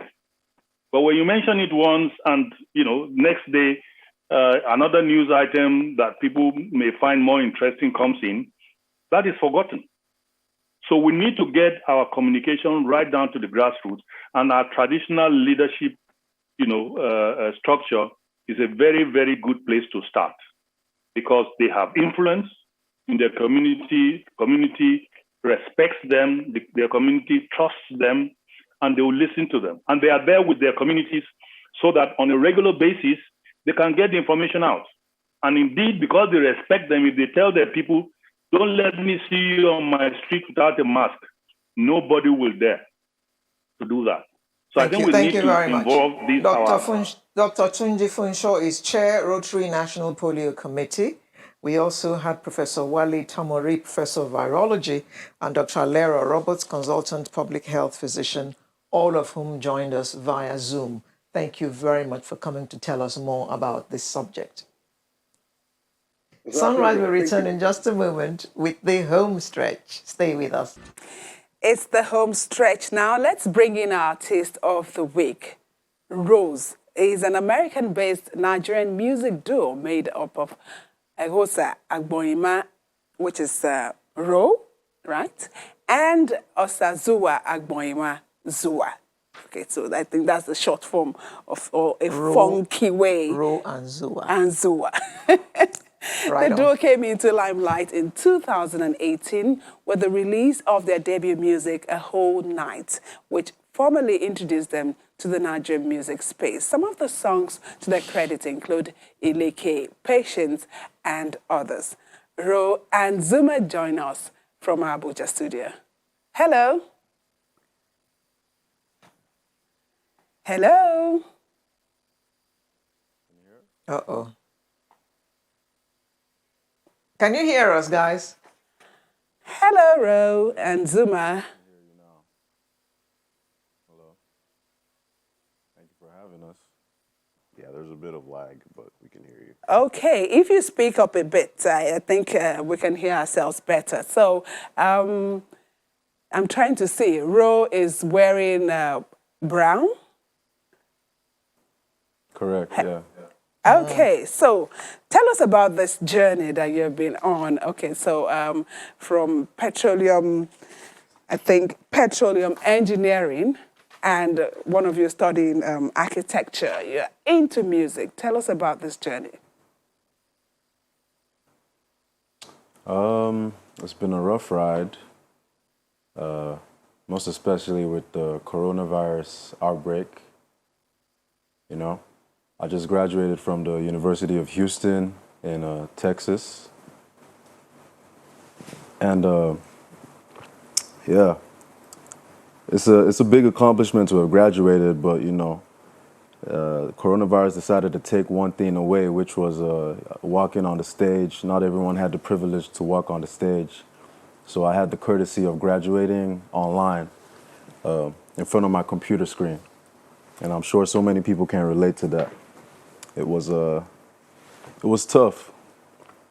But as for music, you know, we're just still concentrating on our artwork, not getting distracted. Even though the coronavirus is a global pandemic, we have to be careful with what we do, not accepting shows, you know, just working at home for the betterment of, you know, our health and everyone else's health, you know.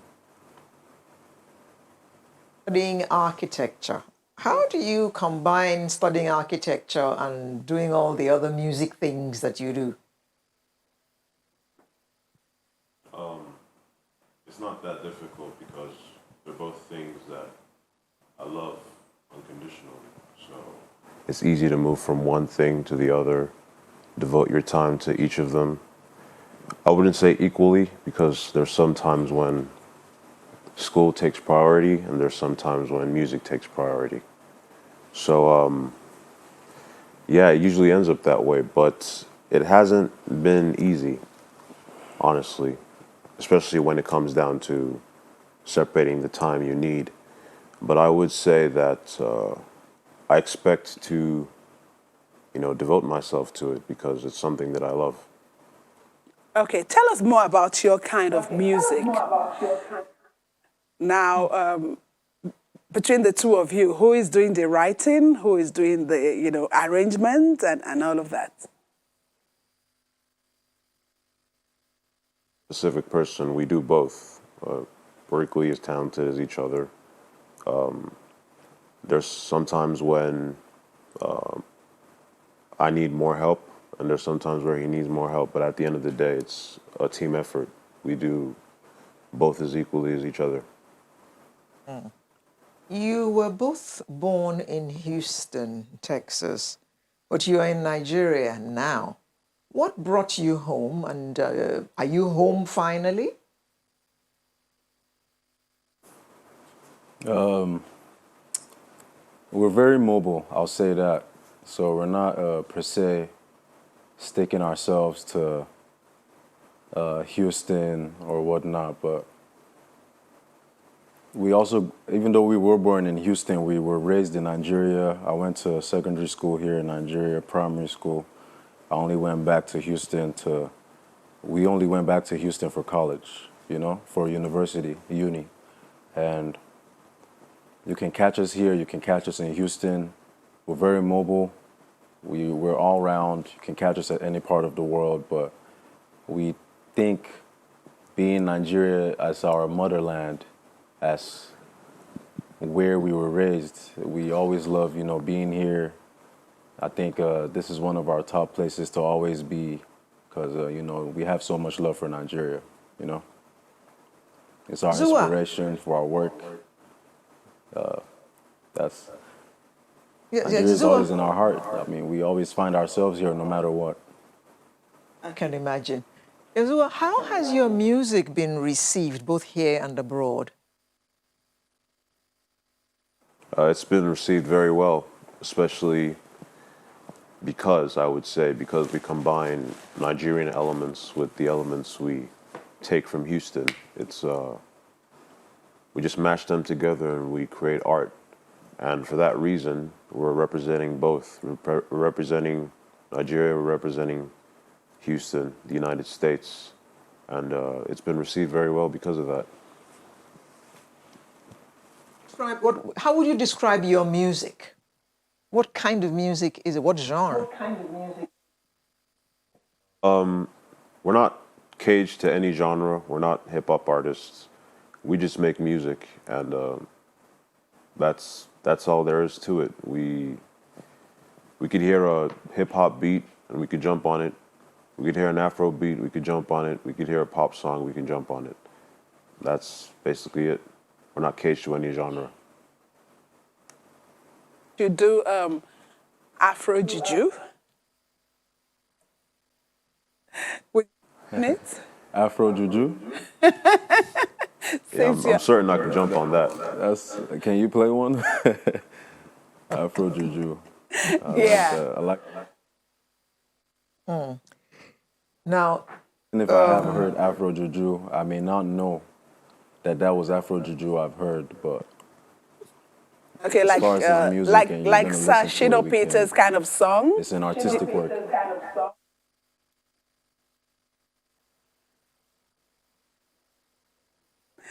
Okay, I think when we come back, Azu and Ro will be telling us more about what they know about Afro Juju and, of course, their plans for the new year. Just stay with us.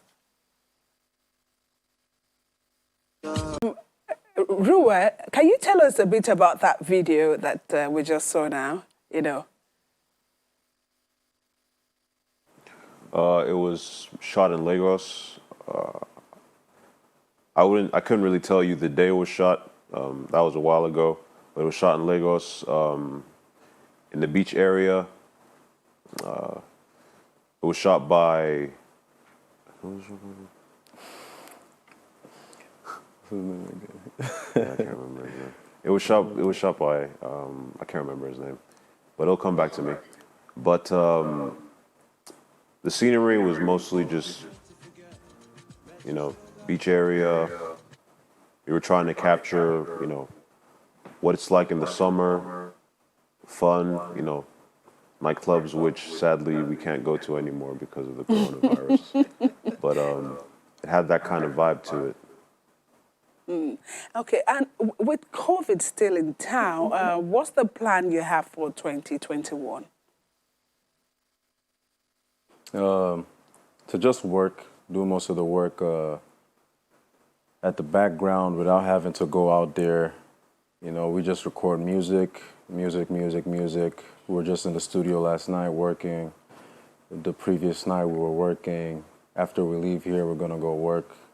Just create more and more so that when the world hopefully gets back to normal, we have a lot to, release. But right now, I think it's just best to just focus on preventing any complications for yourself by, just staying out of the limelight or anywhere where you can get the coronavirus. For instance, like concerts and whatnot. Just, stay home. We have our studio over there. Just keep on working, creating. That's what we have planned. Ruwa, what particular music are you working on now? What's the idea behind that music you're working on right now, even though you can't go on stage or anything now? I mean, regarding the music, before we release it, I'll make sure I'll let you know first. But no spoilers. We can't spoil the sauce. Gotta let it cook. The cat out of the bag. Okay. So, yeah. Architecture, petroleum engineering. What are the plans for those fields of study?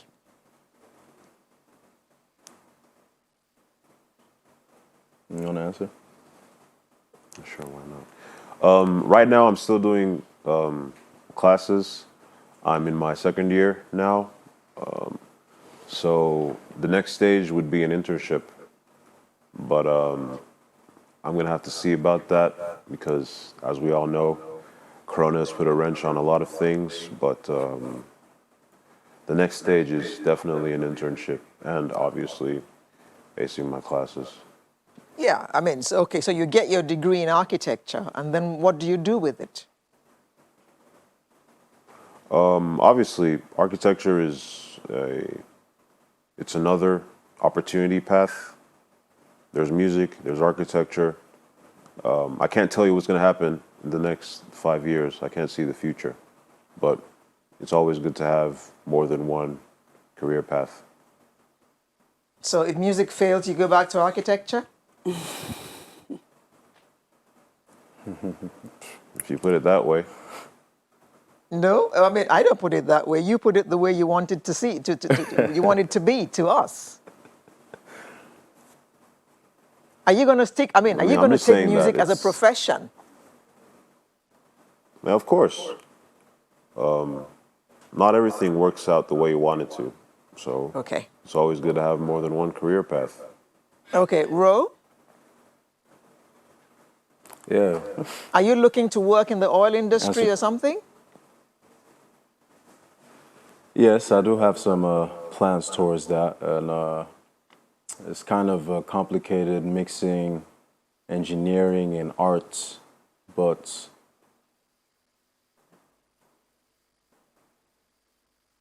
it's something I have to work on. I can't convince anyone. It's something I have to do, and hopefully,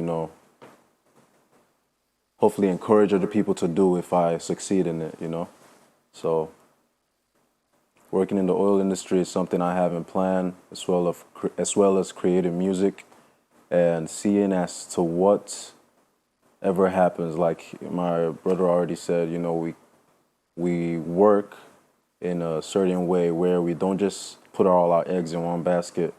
We have to create different opportunities for ourselves in order to strive. Because if one thing fails you, it's always important to have something to support you, a plan A, and also have a plan B, also have a plan C, and to think ahead. And I don't see the future. I don't know where I'll end up in the next 5 years, but, I'll just work now for the betterment for my future by working right now. Thank you so much. We wish you all of the best. Our artist of the week has been Rose, an American-based Nigerian music duo made up of Egosa Agboima and Osazuwa Agboima. Thank you so much. And that's where we drop the anchor Thanks for for having today. us. And that's where we drop the anchor for today, the 9th day of January, 20... I think the first week is over in January now. Or is this the second? No, it's the first. This is the second. We're in the second week. Oh, okay. So we're moving fast. So we'll bring you a fresh edition next week. And please stay safe. If you don't have to go out, don't go out. Wash your hands, sanitize your hands, and wear your mask. Stay safe. See you next week. And as she said, we should continue to stay safe, follow all of the safety protocols, and we wish you all the best. Thank you so much for watching Sunrise. I'm Yomi Otaibu.